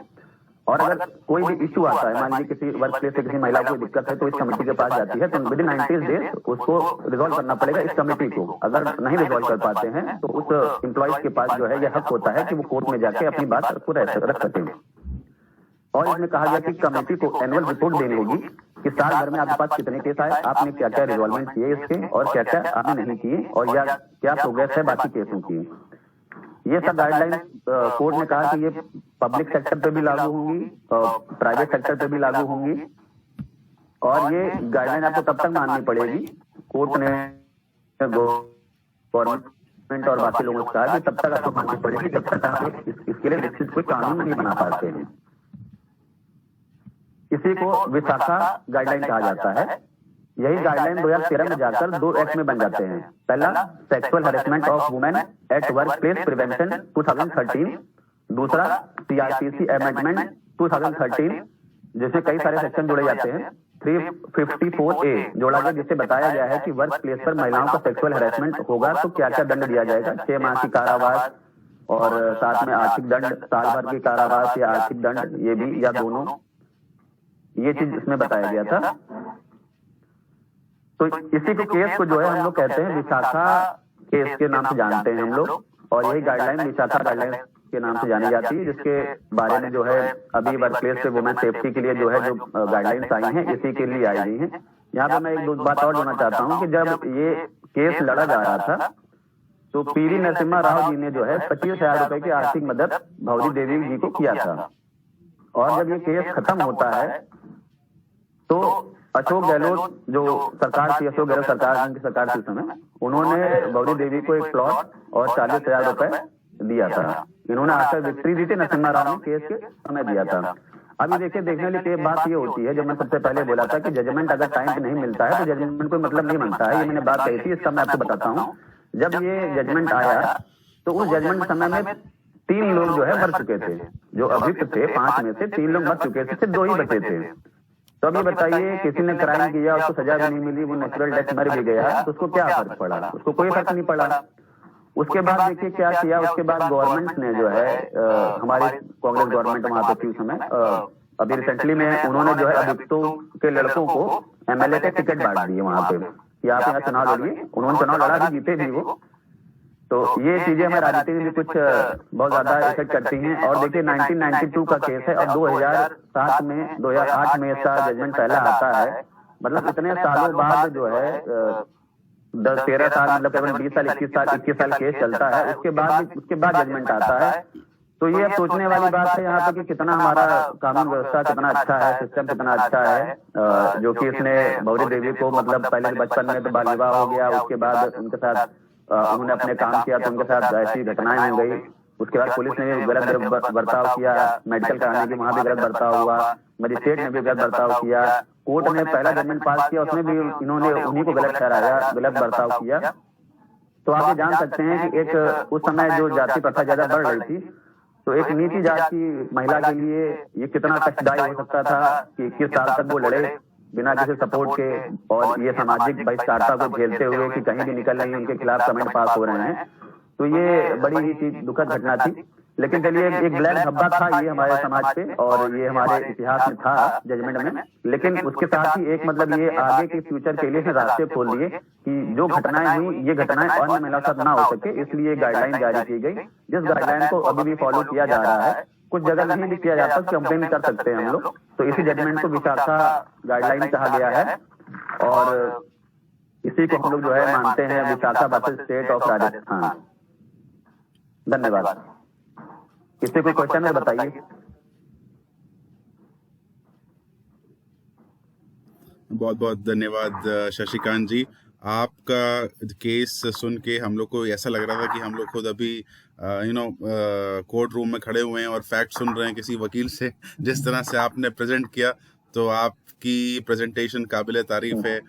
बस एक चीज़ की मैं मतलब रिक्वेस्ट कर रहा हूँ सबसे कि हम लोग अगर थोड़ा सा मतलब, क्योंकि हम लोग लॉ ग्रेजुएट्स होने वाले हैं और लॉ से रिलेटेड सब्जेक्ट्स पे ही अपना दायरा रखें, rather than getting into politics, because वो एक अलग फिर डिफरेंट टेंजेंट बनता है डिस्कशन का। तो अगर हम थोड़ा सा रेफरेन कर लें। बाकी आपने जिस तरह से प्रेजेंट किया, ऐसा लगता है हम उस समय में वापस चले गए और वो हम मतलब एक तरह से हम कोर्ट रूम के अंदर, जैसे आप बताते ना लोग सुनते हैं, और एक काबिल मुवक्किल की तरह आपने जिस तरह से केस रखा, तो मुझे तो बहुत मजा आई। आई एम श्योर कि बाकी लोगों को भी उसी तरह से मजा आई होगी। Thank you so much for taking participation and presenting this topic today.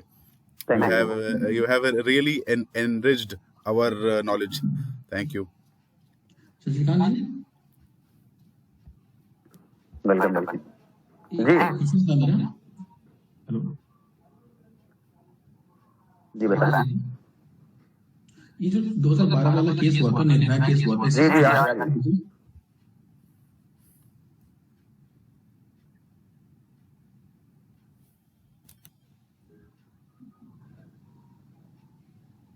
बताइए। ये 2012 का निर्भया केस हुआ था, उसका इसका क्या जो आवाज आ रही है? फिर से बोलिए एक बार। अब जी जी, मतलब प्रेजेंट टाइम का क्या इम्पैक्ट हुआ है? नहीं, प्रेजेंट नहीं, 2012 वाला जो केस हुआ था जिसमें काफी प्रोटेस्ट हुआ था 2012 में, तो उसका 2013 से कुछ रिलेशन है क्या विशाखा गाइडलाइन जी जी जी, नहीं निर्भया कांड तो दूसरा एक चीज होगी कि भाई उनका तो बस में चलती बस में जो है मेरे साथ दुर्व्यवहार हुआ था। और ये जो है ये जो आर्टिकल है, ये जो केस है, ये दर्शाता है कि वर्क प्लेस पे किसी महिला के साथ कोई चीज गलत चीज नहीं होती। इसको दर्शाता है कि मतलब ये गाइडलाइन जारी करता है कि कोई वर्क प्लेस है, मान लीजिए अगर आपको ऑफिस है, तो आप ऑफिस में महिलाओं के लिए क्या क्या करना चाहिए। तो उनके लिए कमेटी होनी चाहिए, और अगर मैटरनिटी है तो उनको लीव भी देना पड़ेगा आपको। अगर वो अपने मासिक धर्म में है तब भी आपको उनको लीव देनी पड़ेगी, उनका राइट है अगर उनको ज्यादा दर्द है तो। और मतलब ऐसी क्या क्या प्रोटेक्शन होनी चाहिए जो महिलाओं को सेफ्टी प्रदान करे। रात में 10 बजे के 9 बजे के बाद से आप उनसे काम नहीं करा सकते हैं महिलाओं से। अगर कराएंगे तो आपका ये राइट बनता है कि आप मतलब उनका हक बनता है कि आप जो है 10 बजे के बाद जो भी महिलाएं आती हैं वो आप उनको कार से या बाइक किसी व्हीकल से उनके घर तक ड्रॉप करें। ये सरकारी गाइडलाइन समय समय पे संशोधित होकर आती रही हैं, मतलब जैसे जैसे चीजें बढ़ती गई उस हिसाब से संशोधित होकर चली है। निर्भया के बाद में यही हुआ कि कोई भी पब्लिक ट्रांसपोर्ट उसमें कैमरा लगेंगे, अंदर बसों के कैमरे लगे। थोड़ा बहुत संशोधन हुआ है, लेकिन इन दोनों के केसेस का कोई मतलब रिलेशन नहीं है दोनों का, दोनों अलग अलग केसेस हैं।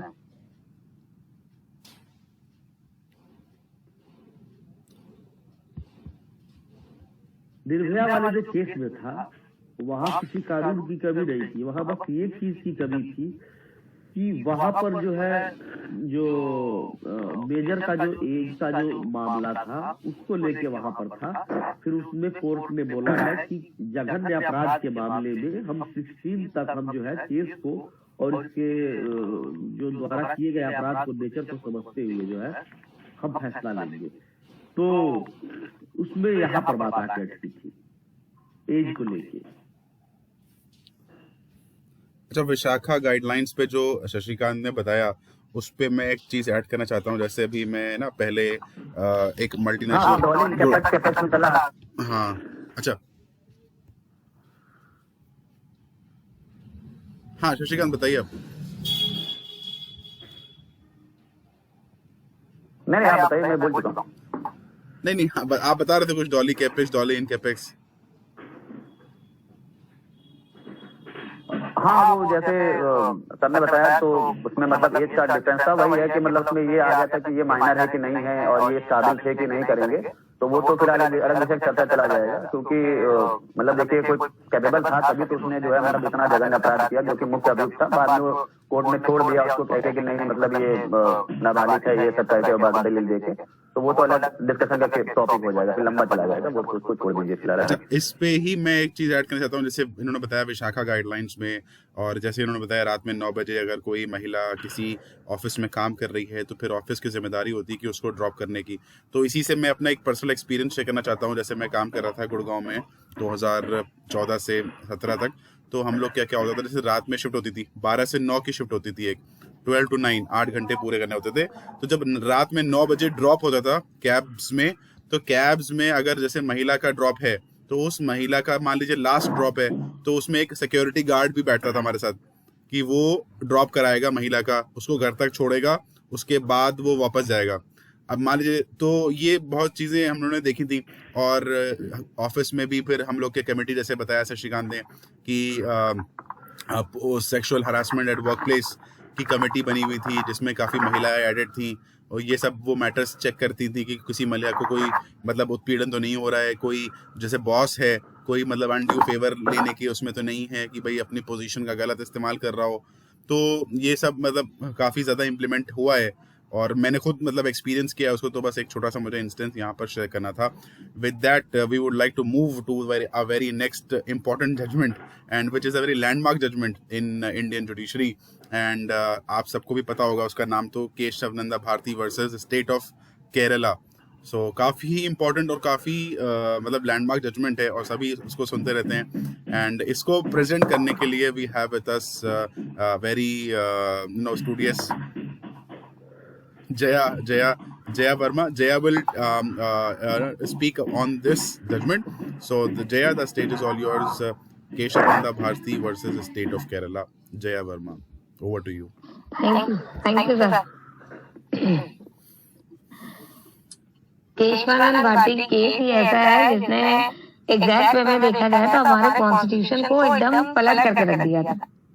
जितने भी जजमेंट है, जितने भी उसमें रूल्स, कॉन्स्टिट्यूशन में जितने भी अमेंडमेंट हुए थे, उन सबको एक तरह से बहुत बेसिक स्ट्रक्चर दिया था, बेसिक स्ट्रक्चर ऑफ डॉक्ट्राइन दिया था।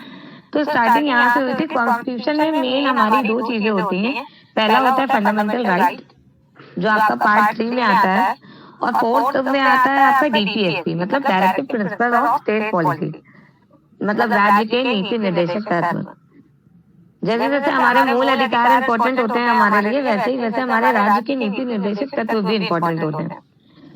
तो खैर ये मेन जो आपका 24 अप्रैल 1973 का जो केस है केशवानंद भारती जी का, ये मेन आपका इसी पे डिपेंडेंट है। ये जो मूल अधिकार है उसके, और एक 368 आर्टिकल 368 पे डिपेंडेंट है।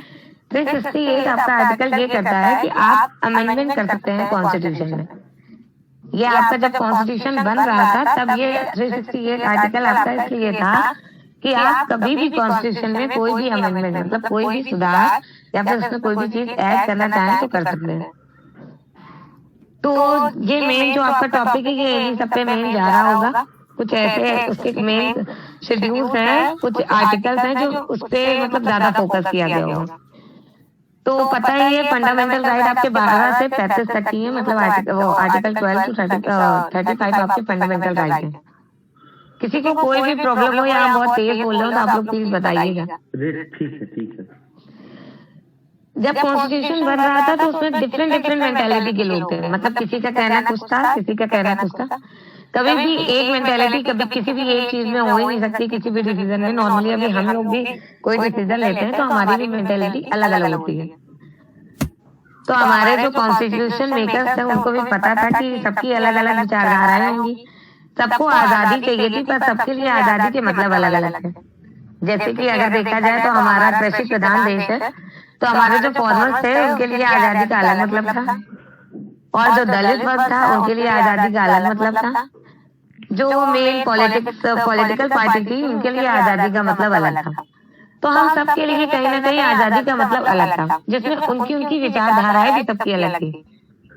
जिनका कुछ का सोशलिस्ट थे, कुछ लिबरल थे, और कुछ गांधीवादी थे। देखिए केशवानंद भारती केस समझने के लिए उसके पहले की भी कुछ चीजें ऐसी हैं जो हम लोगों को समझनी पड़ेंगी। उसके बारे में थोड़ा सा बेसिक नॉलेज होना भी जरूरी है।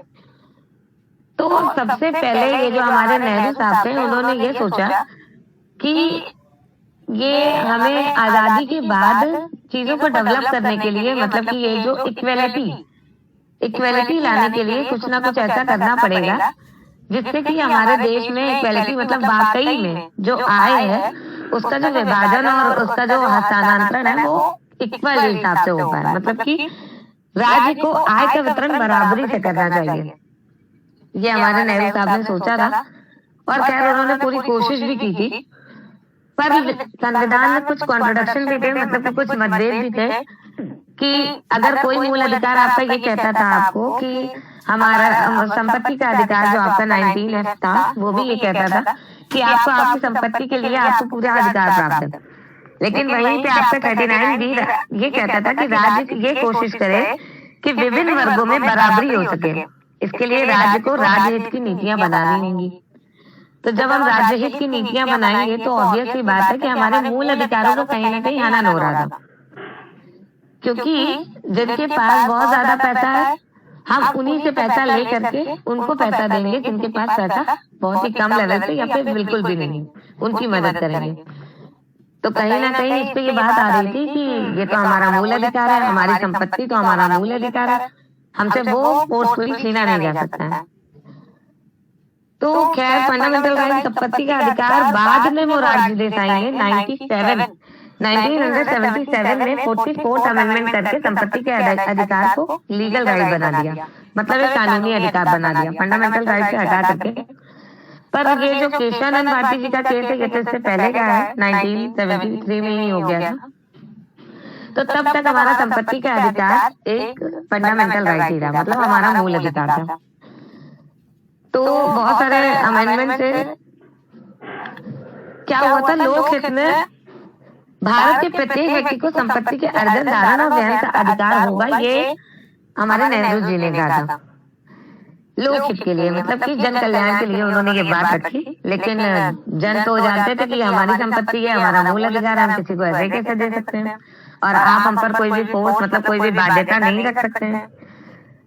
तो ये जो 14th और 15th था, इक्वलिटी बिफोर लॉ, शिक्षा के मामलों में समानता के लिए, जिसमें आर्टिकल 46 आपका डीपीएसपी था, राज्य प्रयास करेगा कि जो समाज में एससी और एसटी या अन्य कमजोर वर्ग हैं उनकी शैक्षिक और आर्थिक हितों की अभिवृद्धि हो सके, मतलब उनके लिए भी उनके एजुकेशन को थोड़ा और इम्प्रूव किया जाए।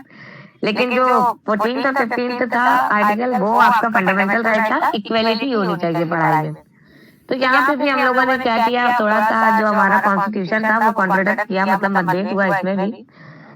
तो इन्हीं सब वजह से कहीं ना कहीं हमारा जो एक मेन मुद्दा था कि हम अपने कंट्री को कैसे डेवलप करेंगे, मतलब कैसे इक्वलिटी आ पाएगी, ये कहीं ना कहीं बहुत ज्यादा दिक्कत दे रहा था।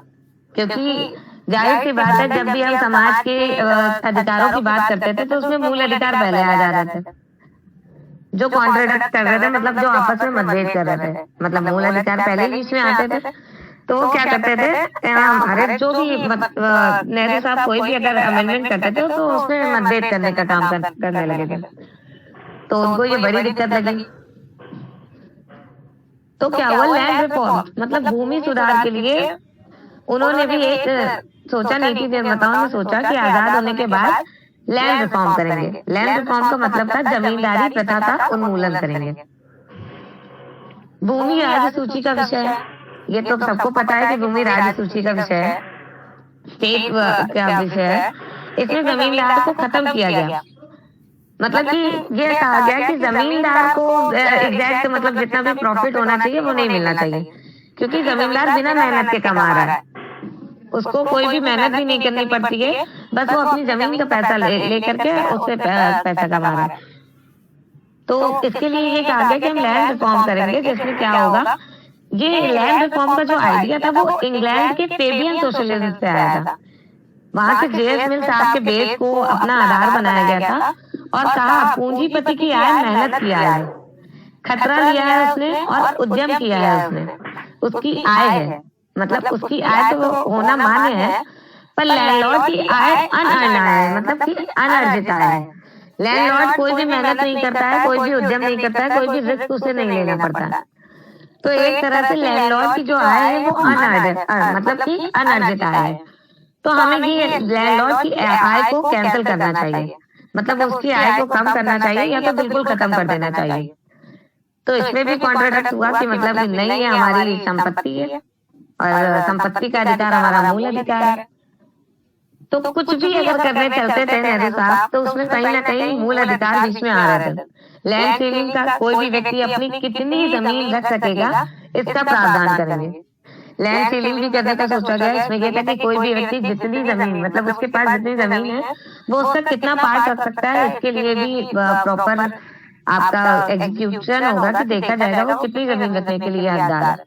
विशेष रूप से ये सब चीजें गांव में होनी थी कि तय की गई जमीन को कितना उसको रखना है और कितना बाकी आम जनता में बांट देना है, ये सब देखना था।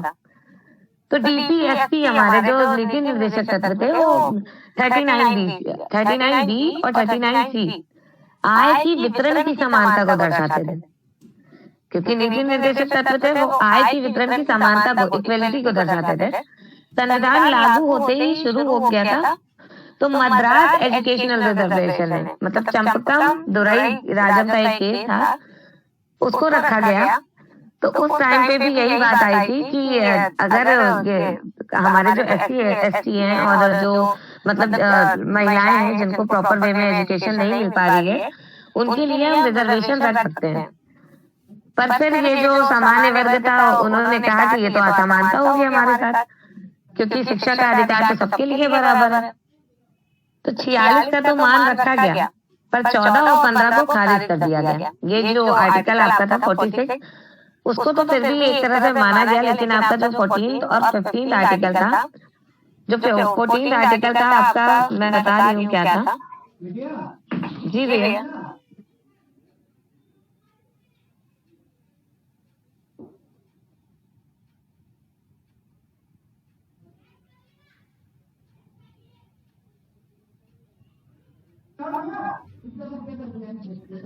तो 14 और 15 में काफी मतभेद के बाद ये हुआ कि 14 और 15 को खारिज कर दिया जाएगा। ये आपका फंडामेंटल राइट है और न्यायालय में परिवर्तनीय है। अच्छा, ये फंडामेंटल राइट 13 और 32 और न्यायालय में प्रवर्तनीय डीपीएसपी जो है, फंडामेंटल राइट आपके न्यायालय में प्रवर्तनीय है और डीपीएसपी आपके न्यायालय में परिवर्तनीय नहीं है।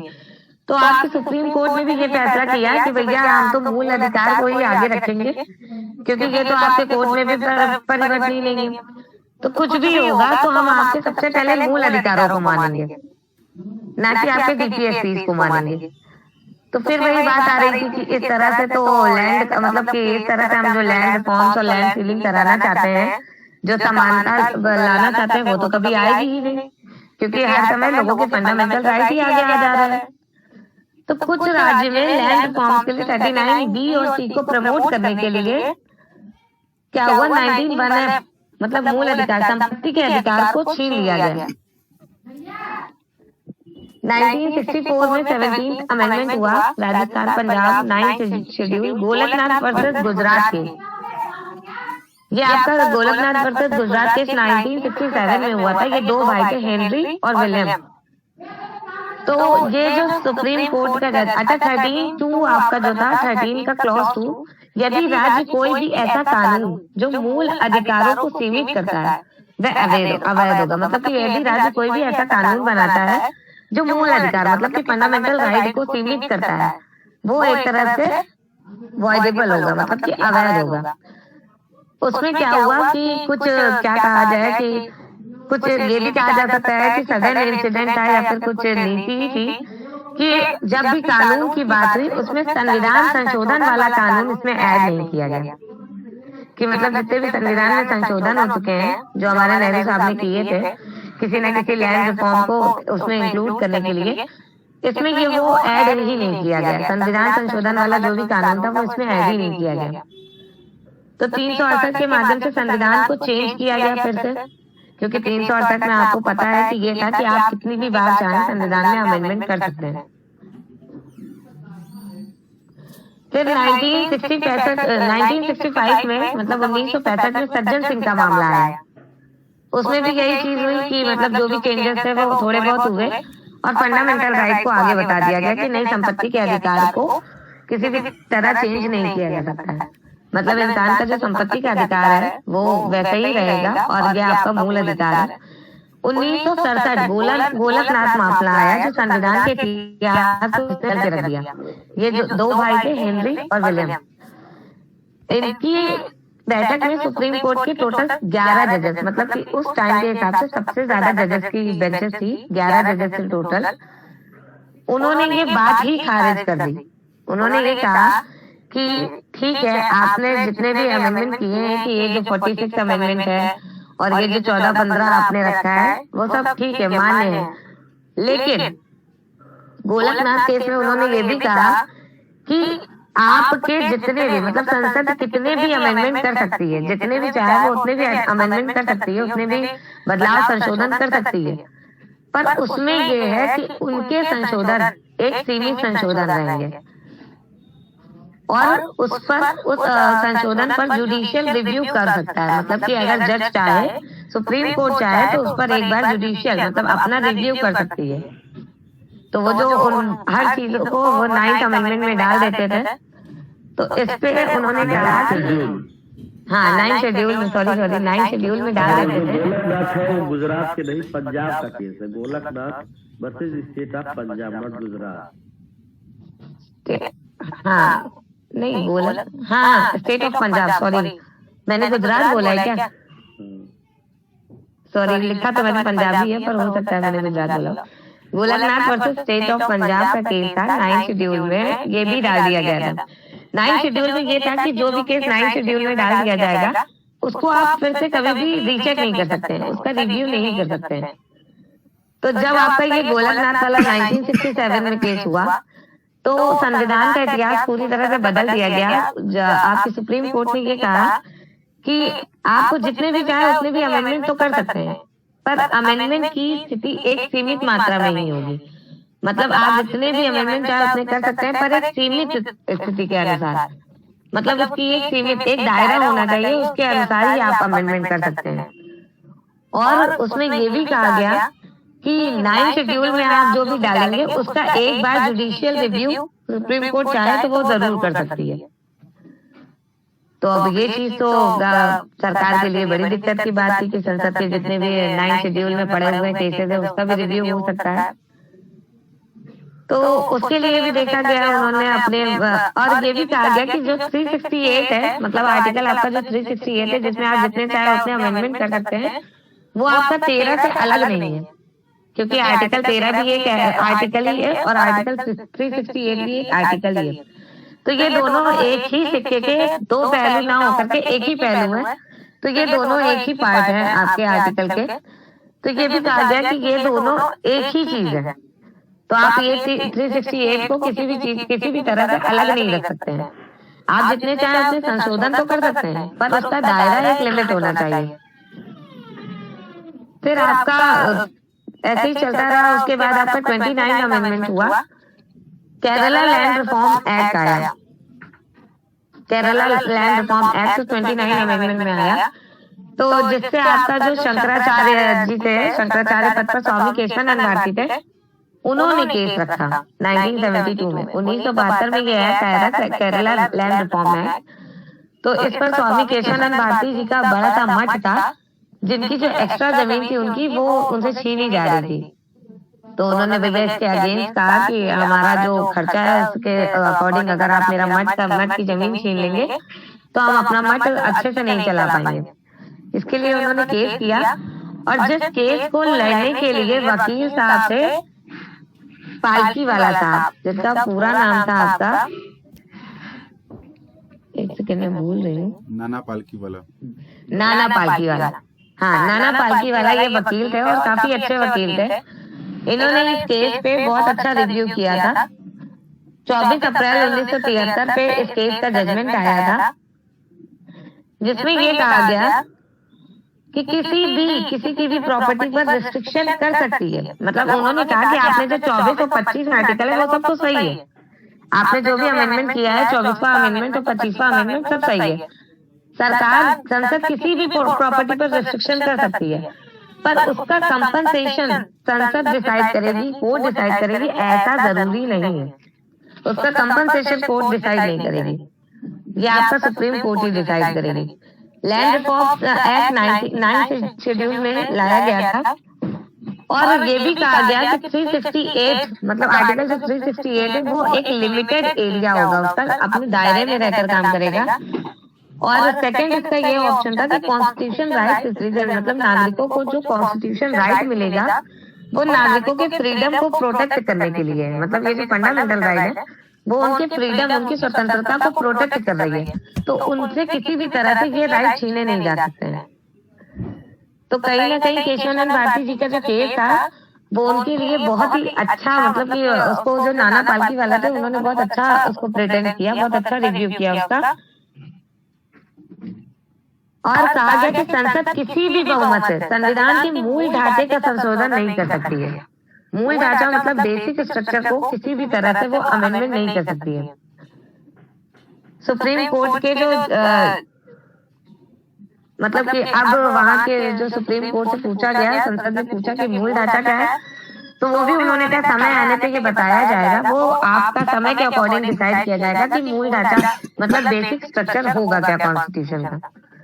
तो केशवानंद भारती केस में टोटल आपके 7-6 के जजमेंट से बहुमत हुआ था, और बहुमत में आपके एन रे साहब जो थे वो आपके अगेंस्ट में थे, और एक हिमायतुल्लाह साहब थे, हिमायतुल्लाह बेग साहब थे, वो भी अगेंस्ट में थे, वाई चंद्रचूड़ थे, ये भी अगेंस्ट में थे, और आपके फेवर में कुछ थे, जिसमें एक थे आपके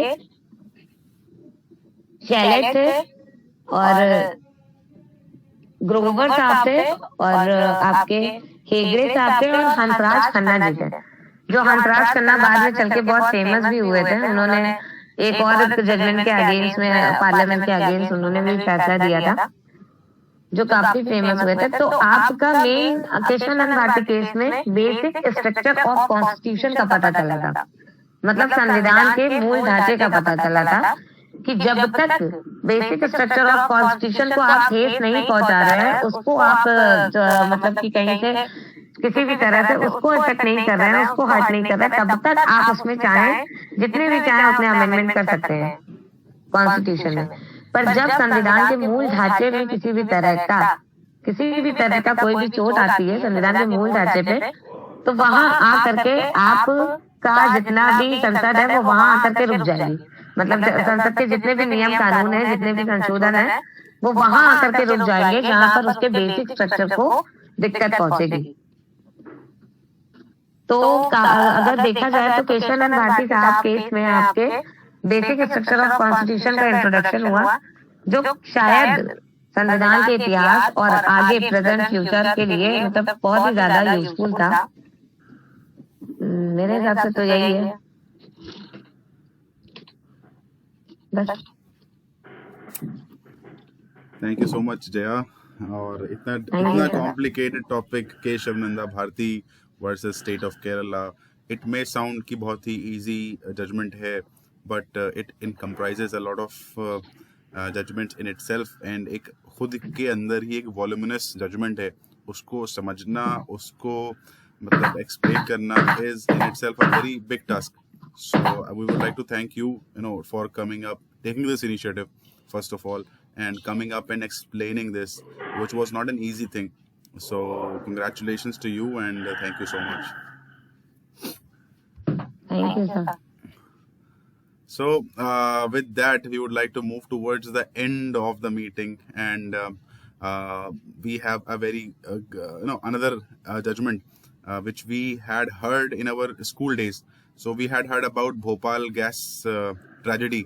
We all must have heard, in our environmental class or in our science class. So there was this gas which was called methyl isocyanate, which leaked in Bhopal and killed a lot of people. So I'm sure कि हम सब ने इसके बारे में एक बार तो सुना ही होगा अपनी लाइफ में, but we do not know as of now कि भाई इसके facts क्या थे, and why did it happen, and what all took place that it happened, the such tragedy happened in India. And एक तरह से अपने आप में एक environmental law और environment के से related एक ऐसा पहली बार incident हुआ था जिसके लिए we were not prepared. So I would like to invite Utkarsh to please come up and tell us about the case, which is UCC, Union Carbide Corporation versus Union of India. Utkarsh, the stage is all yours. Thank you. Thank you. Good morning, everyone. Myself, Utkarsh.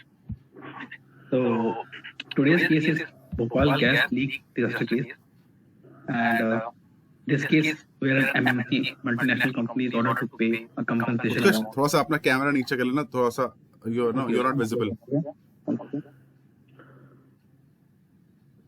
Actually मैंने charge में लगाया है, अच्छा, थोड़ा सा जो है। Okay, So this is a case where MNC, multinational companies, order to pay compensation amount, and how an MNC can dodge the Indian judiciary system. In this case, we are going to see this, and we will also discuss the environmental laws and how it affected India-US relations, and 1997 we have an India-US relation treaty. And also how it affected right to life of people of Bhopal and nearby areas in Madhya Pradesh. So, इसके बारे में some fact and basic background.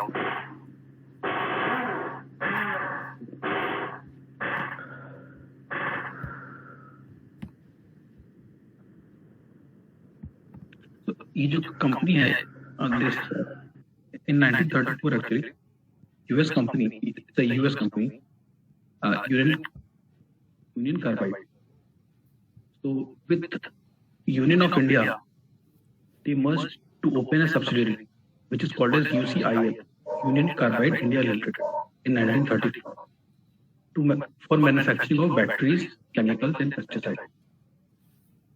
So I think in 1960s, they have opened a new pesticide plant in area of Bhopal, which is very densely populated area, and they have opened it in that area. और so इसमें ऐसा हुआ था कि union carbide का share जो था वो 51% था, तो मेजॉरिटी शेयर हो गया यूनियन कार्बाइड का, क्योंकि एक फॉरेन की कंपनी, और माइनॉरिटी शेयर था गवर्नमेंट ऑफ इंडिया का, मतलब डायरेक्टली नहीं था, बट अदर लाइक LIC का हो गया या किसी और कंपनी का हो गया, PSU उसका बोल सकते हैं।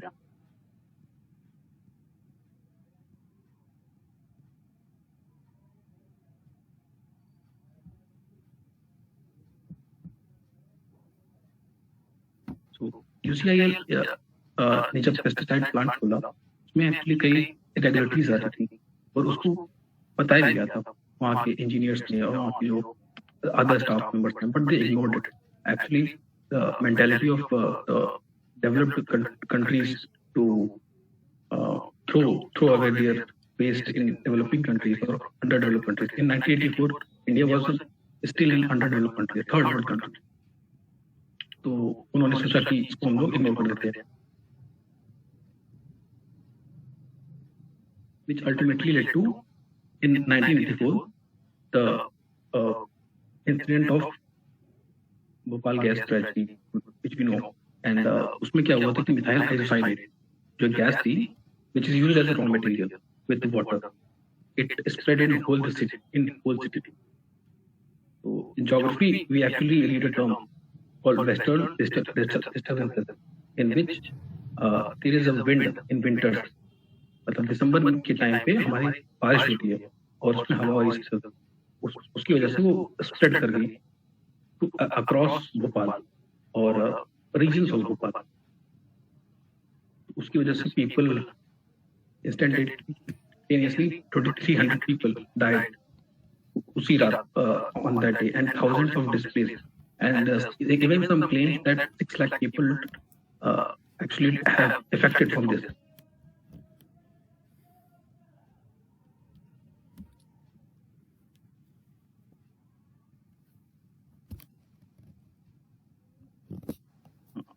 इसमें केस आता है राइट टू लाइफ का, जो आर्टिकल 21 में सुप्रीम कोर्ट ने बताया है, और even some people got genetic disorders like blindness, physical disorders, flora and fauna optimized, like I have a number that 2,544 animals were killed in this incident. Even injured, there were babies in the womb who were injured, or people are still suffering today. Yes, and due to the negligence of an MNC. MNC have a power to influence the administrative and judicial systems. So they have, and they thought that they will neglect the issues which the staff were telling them.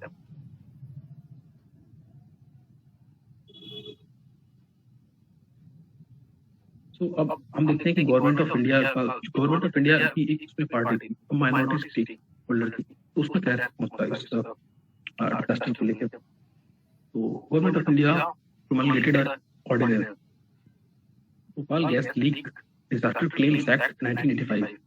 After 1 year दिसंबर में हुआ था, next 1985 में उन्होंने एक claims act के नाम से एक ऑर्डिनेंस पास की।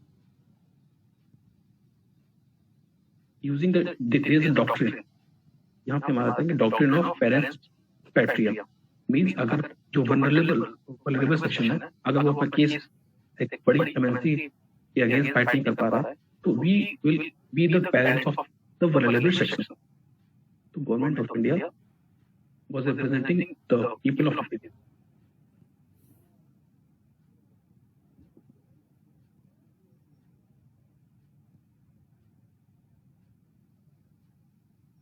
Yeah. So the thing is, this case was challenged, this act was challenged in the court also, and the government of India thought to challenge the company in US court, not in Indian court. सोचा कि हम US court में जाके, because Indian courts में एक दिक्कत थी pendency of cases, and they thought that there is a lack of knowledge of law of tort in the judicial system of India. So they thought that we will go to US in New York court, and we will form a petition there.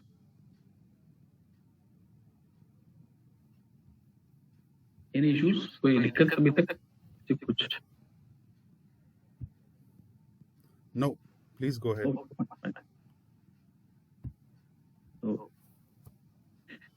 US court में ये case गया because government of India thought that our courts are incapable of giving such big judgments or pendency of cases was there. So they thought that it will take a lot of time. Let's go to US court. So US court dismissed this case on the grounds of forum non-convenient. This is a term, forum non-convenient, which means court has a correct jurisdiction. Which court has which jurisdiction? So US court ने बोला कि आप, this is not the right place to fight this case. So after this, government of India came back to India and made a petition in the Bhopal district court. So from there, the thing started. So from being an international, एक international case से अब ये local case चला गया, फिर धीरे धीरे national होगा, and then it goes to supreme court.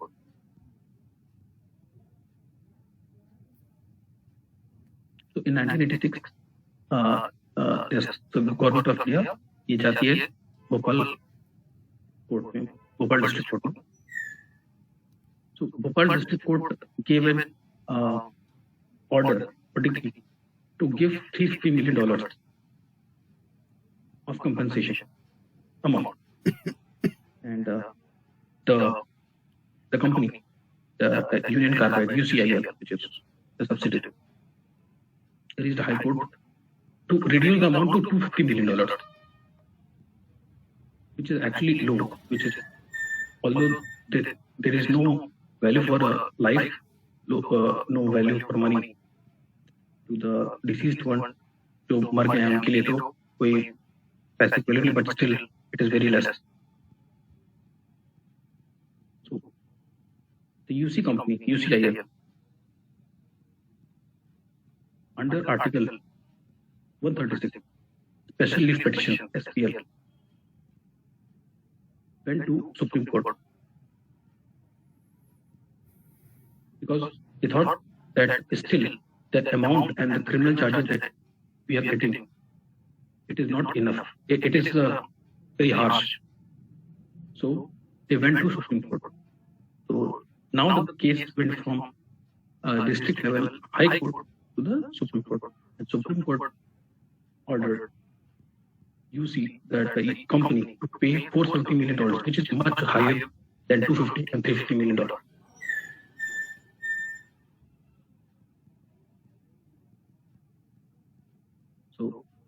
Supreme Court used an article number 142, which is called as complete justice, or rule of, and also the rule of absolute liability, and paid UCC to pay the company to pay $470 million, $470 million compensation amount दे रहे, which is मतलब ये total 50,000 लगता है per person, which is also very less amount. And Supreme Court also said in this ruling that there is a polluter pay principle. इनकी अगर कोई pollute करता है तो उसकी जिम्मेदारी होती है, और इसमें इस सब्सिडरी में दोनों थे, मेजॉरिटी एंड माइनॉरिटी जो थे, minority was government of India, तो गवर्नमेंट ऑफ इंडिया को भी कंपनसेशन अमाउंट पे करनी थी, तो उन्होंने बाद में उसको भी कर दिया। एंड सुप्रीम कोर्ट ने ये डायरेक्ट किया कि हमको we need a national policy to tackle such issues when MNC can not discriminate people और कैन नॉट गिव रिहैबिलिटेशन और compensation. And after that, there are some international conventions like Hague Convention, Rotterdam Convention, Stockholm Convention, which talk about this type of principle.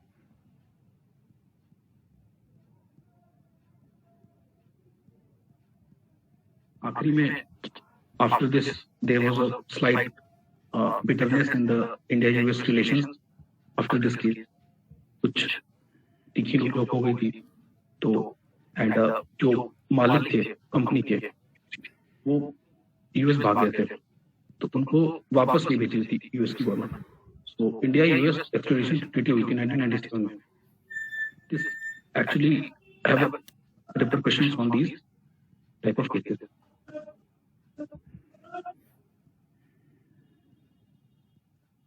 जैसे अभी last year Vizag gas leak हुआ था, तो we can learn from the mistakes of our Bhopal gas tragedy and the upcoming ones. So this is the ruling and this is the final thing. Yeah, over to you. Okay. Great. Thank you so much, Utkarsh, for explaining that case to us. इसमें एक और चीज बड़ी interesting थी जो मैंने शायद notice किया था, इसमें था piercing of the corporate veil. अगर किसी को कॉन्सेप्ट ये पता हो, क्या है piercing of the corporate veil? No idea. जैसे क्या होता है ना, कंपनी जो होती है अपने आप में एक लीगल एंटिटी होती है, और जो कंपनी के डायरेक्टर्स होते हैं, अगर आप उनको एक्सपोज कर रहे हो, जैसे जो कंपनी के जो ये डायरेक्टर्स थे, जैसे तो मैंने बताया जो यूएस भाग गया था, तो वो क्या था, कॉर्पोरेट व्हील को पियर्स करना मतलब एक तरह का पर्दा होता है एक कंपनी को चलाने वाले में और एक कंपनी में। मतलब फ्रंट में तो कंपनी दिख रही है आपको, लेकिन पीछे जो लोग कंपनी चला रहे हैं एक्चुअली में वही तो कंपनी चलाते हैं। लेकिन कंपनी क्योंकि अपने आप में एक लीगल एंटिटी होती है, वो उसको आप सू कर सकते हो। लेकिन इस केस में क्या था, इन्होंने इस व्हील को हटा के जो पीछे के जो इनको चलाते थे कंपनी को, उसको एक्सपोज किया था कि जो जैसे आपने बताया कि LIC ऑफ इंडिया और LIC था और उसमें UCC था, इसमें मेजॉरिटी स्टेक होल्डर, तो इन लोगों के खिलाफ एक कंप्लेन लिखी गई थी। इनके डायरेक्टर्स को भी culpable homicide amounting to murder के चार्ज में डाला गया था, सेक्शन 304 के तहत, कि भाई आपने मर्डर का मतलब एक तरह का चार्ज डाला है। लेकिन क्योंकि सुप्रीम कोर्ट ने फिर जब इसको स्टडी किया तो इसको ये वाला हटा दिया, 304A हटाया, डेथ ड्यू टू नेग्लिजेंस का उस पर वो डाला कि भाई इतने लोग मर गए। पहले तो ये हुआ था कि जैसे उत्कर्ष ने बताया कि सबसे पहले जब केस स्टडी हो रहा था तो सबसे पहले तो क्रिमिनल कोई चार्जेस ही नहीं फ्रेम हुए थे कंपनी के खिलाफ, सिर्फ सिविल लाइबिलिटी और ये जो हुआ है लोग मरे हैं सिर्फ इसलिए ही केस चला था। फिर जब प्रेशर पड़ा कि भाई ये क्रिमिनल ऑफेंस है तो उसके ऊपर एक क्रिमिनल प्रोसीडिंग चलाई गई अलग से। तो मतलब हाँ तो मतलब उसमें ये बता रहे थे कि कैसे इंडिया के अंदर फॉरेन कंपनीज आके अपनी एक तो कंपनी एस्टैब्लिश करती हैं, उसके बाद रूल ऑफ लॉ को फ्लॉन्ट करती हैं, और किस तरह से पॉलिटिक्स का प्रेशर, ऊपर से जुडिशरी में जैसे लोग कहते हैं independence of judiciary, but that is not independent. उसको भी उन लोग वो कर देते हैं, क्या कहते हैं, इन्फ्लुएंस करते हैं, जुडिशरी को भी इन्फ्लुएंस करते हैं। शुरुआत में मतलब कॉम्पनसेशन $430 मिलियन रुपीस का शायद था। तो अगर उसको आप कैलकुलेट करें तो पर पर्सन जो डेथ भी हुई 50,000 रुपए से भी कम का सबको कॉम्पनसेशन मिला, विच वॉज नॉट इनफ। और यही कॉम्पनसेशन अभी जब 2010 में एक ऑयल स्पिल हुआ था, तो उसके अंदर जो कॉम्पनसेशन दिया गया वो $3-4 बिलियन का दिया गया कॉम्पनसेशन। मतलब इंडिया में तो आए और 430 मिलियन में देके चले गए। बात हुई थी बिलियंस में कि बिलियंस का कॉम्पनसेशन दिलवाया जाएगा। किसी को बोला कि भैया हम करोड़ों को हर जाना दिलवाएंगे, और सिर्फ 1,000 रुपए का हर जाना दिलवा के काम बंद करवा दिया कि भैया आपको 1,000 मिल के बहुत है। तो मतलब इसमें इस केस के अंदर ये कुछ चीजें थी। तो बस यही मैंने भी थोड़ा बहुत पढ़ा था, तो मुझे बस ये थोड़ा सा उसमें ऐड करना था। बाकी उत्कर्ष ने काफी अच्छे से एक्सप्लेन किया। और हमारे 4 में होता है कि अगर आपके पास पैसा है तो आप कुछ भी कर सकते हैं। हाँ, you can dodge the system also, या जुडिशियल सिस्टम को जो है उनको जो वहाँ के मालिक थे उनको एक्चुअली 1986 में 1 दिन की जेल हुई थी समथिंग, और उनको उसी दिन बेल मिल गई थी। और ये बड़ी स्ट्रेंज सी बात है, भोपाल से फ्लाइट से दिल्ली लाया गया और फिर उनको वापस रिपोर्ट किया गया यूएस के लिए। तो मतलब हाँ, तो इतना बड़ा जैक लगा हुआ है तो कैसे हो।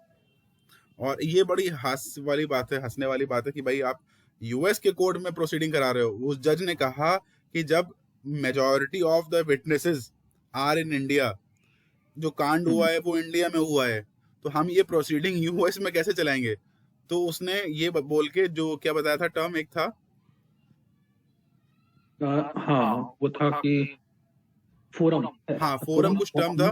तो मतलब उनका ये था कि ये हमारा जुरिस्डिक्शन ही नहीं है, हम यहाँ पर जुरिस्डिक्शन ही नहीं है। और because India got freedom and we have believe in India's judiciary कि भैया इंडिया जुडिशरी इतनी काबिल है कि वो अपने फैसले खुद ले सके, इसलिए से हम इसको डिसमिस कर रहे हैं कि हम इसका केस यूएस में नहीं चलाएंगे, न्यूयॉर्क में नहीं चलाएंगे, वो इंडिया में ही उसके लोअर कोर्ट में उसको चलाओ।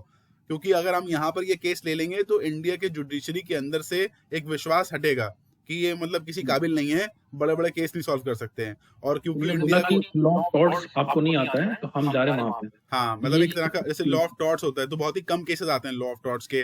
तो यहाँ के जो प्रोफेशनल्स हैं वो भी प्रिपेयर्ड नहीं है लॉ ऑफ टॉर्ट के केसेस को हैंडल करने के लिए, और इतने बड़े बड़े केसेस हैंडल नहीं किए, राइट। हाँ, तो ये है। तो with that we come towards the end of the meeting and we are about to close.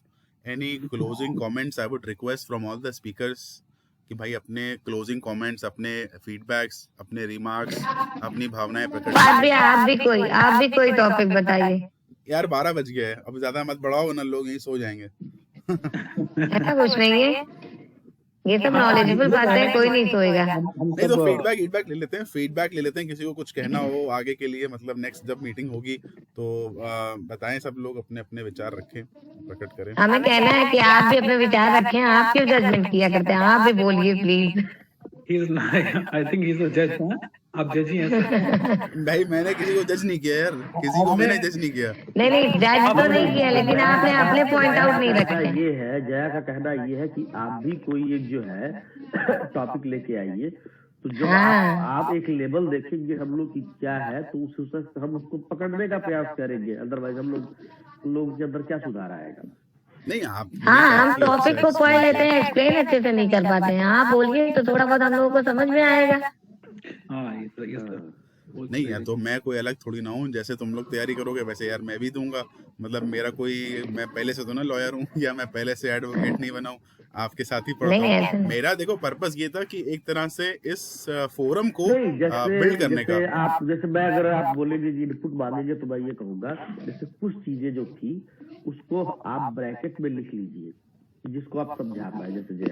जैसे आपने 9th शेड्यूल की कहानी आपको बतानी चाहिए कि 9th शेड्यूल जो है वो क्या था क्या नहीं, ठीक है, क्यों उसका जो है उद्भव हुआ, वो क्यों जो है आया सामने, क्यों आया 9th शेड्यूल, उसकी जरूरत कब पड़ी। पहली चीज आप जैसे पॉलिटिकल आपका जो है आपका वो लीगल थोड़ा कम था, पॉलिटिकल जैसे पॉलिटिक्स जो है आपने जो है उसको बताया वो लॉ के एस्पेक्ट से कम, जैसे दिव्यकीर्ति जी का आप जो लग रहा है कि क्लास सुने होंगे, लेकिन उन्होंने भी जो है इस चीज को ब्रैकेट में करके बताया। उसके बाद जो आप बताए हैं कि आर्टिकल, जैसे मैंने बोला कि केशवर भारती वाले मैं बात छोड़ देता हूँ, आर्टिकल 3 का क्लास 2 के ऊपर नहीं बोला था कि मैं केशवर भारती की जिम्मेदारी देता हूँ, जो बोलेगा वो उसको एक्सप्लेन करेगा। उसमें जो दिया हुआ है कि आर्डिनेंस, जैसे इसमें संजोग से गलती से छूट गया है या क्या हो गया होगा। एक शेड्यूल 9 पे क्वेश्चन आया था, मुझे याद है कि 2020 में ऐसे यूपीएससी का क्वेश्चन है प्री का, ये शेड्यूल 9 किस टेन्योर में आया था, ऐसा कुछ था। हाँ, तो मुझे वहां पे याद ये है इसमें जो है the state shall not make any law which take away the average, आगे चल के sell to the state to the contribution divide. अब इसमें क्या क्या आएगा, in this article unless the context otherwise required, law है, ऑर्डिनेंस है, ऑर्डर है, बाई लॉ है, रूल है, रेगुलेशन है, नोटिफिकेशन है, कस्टम है। अब आपको ये चीजें समझानी चाहिए थी।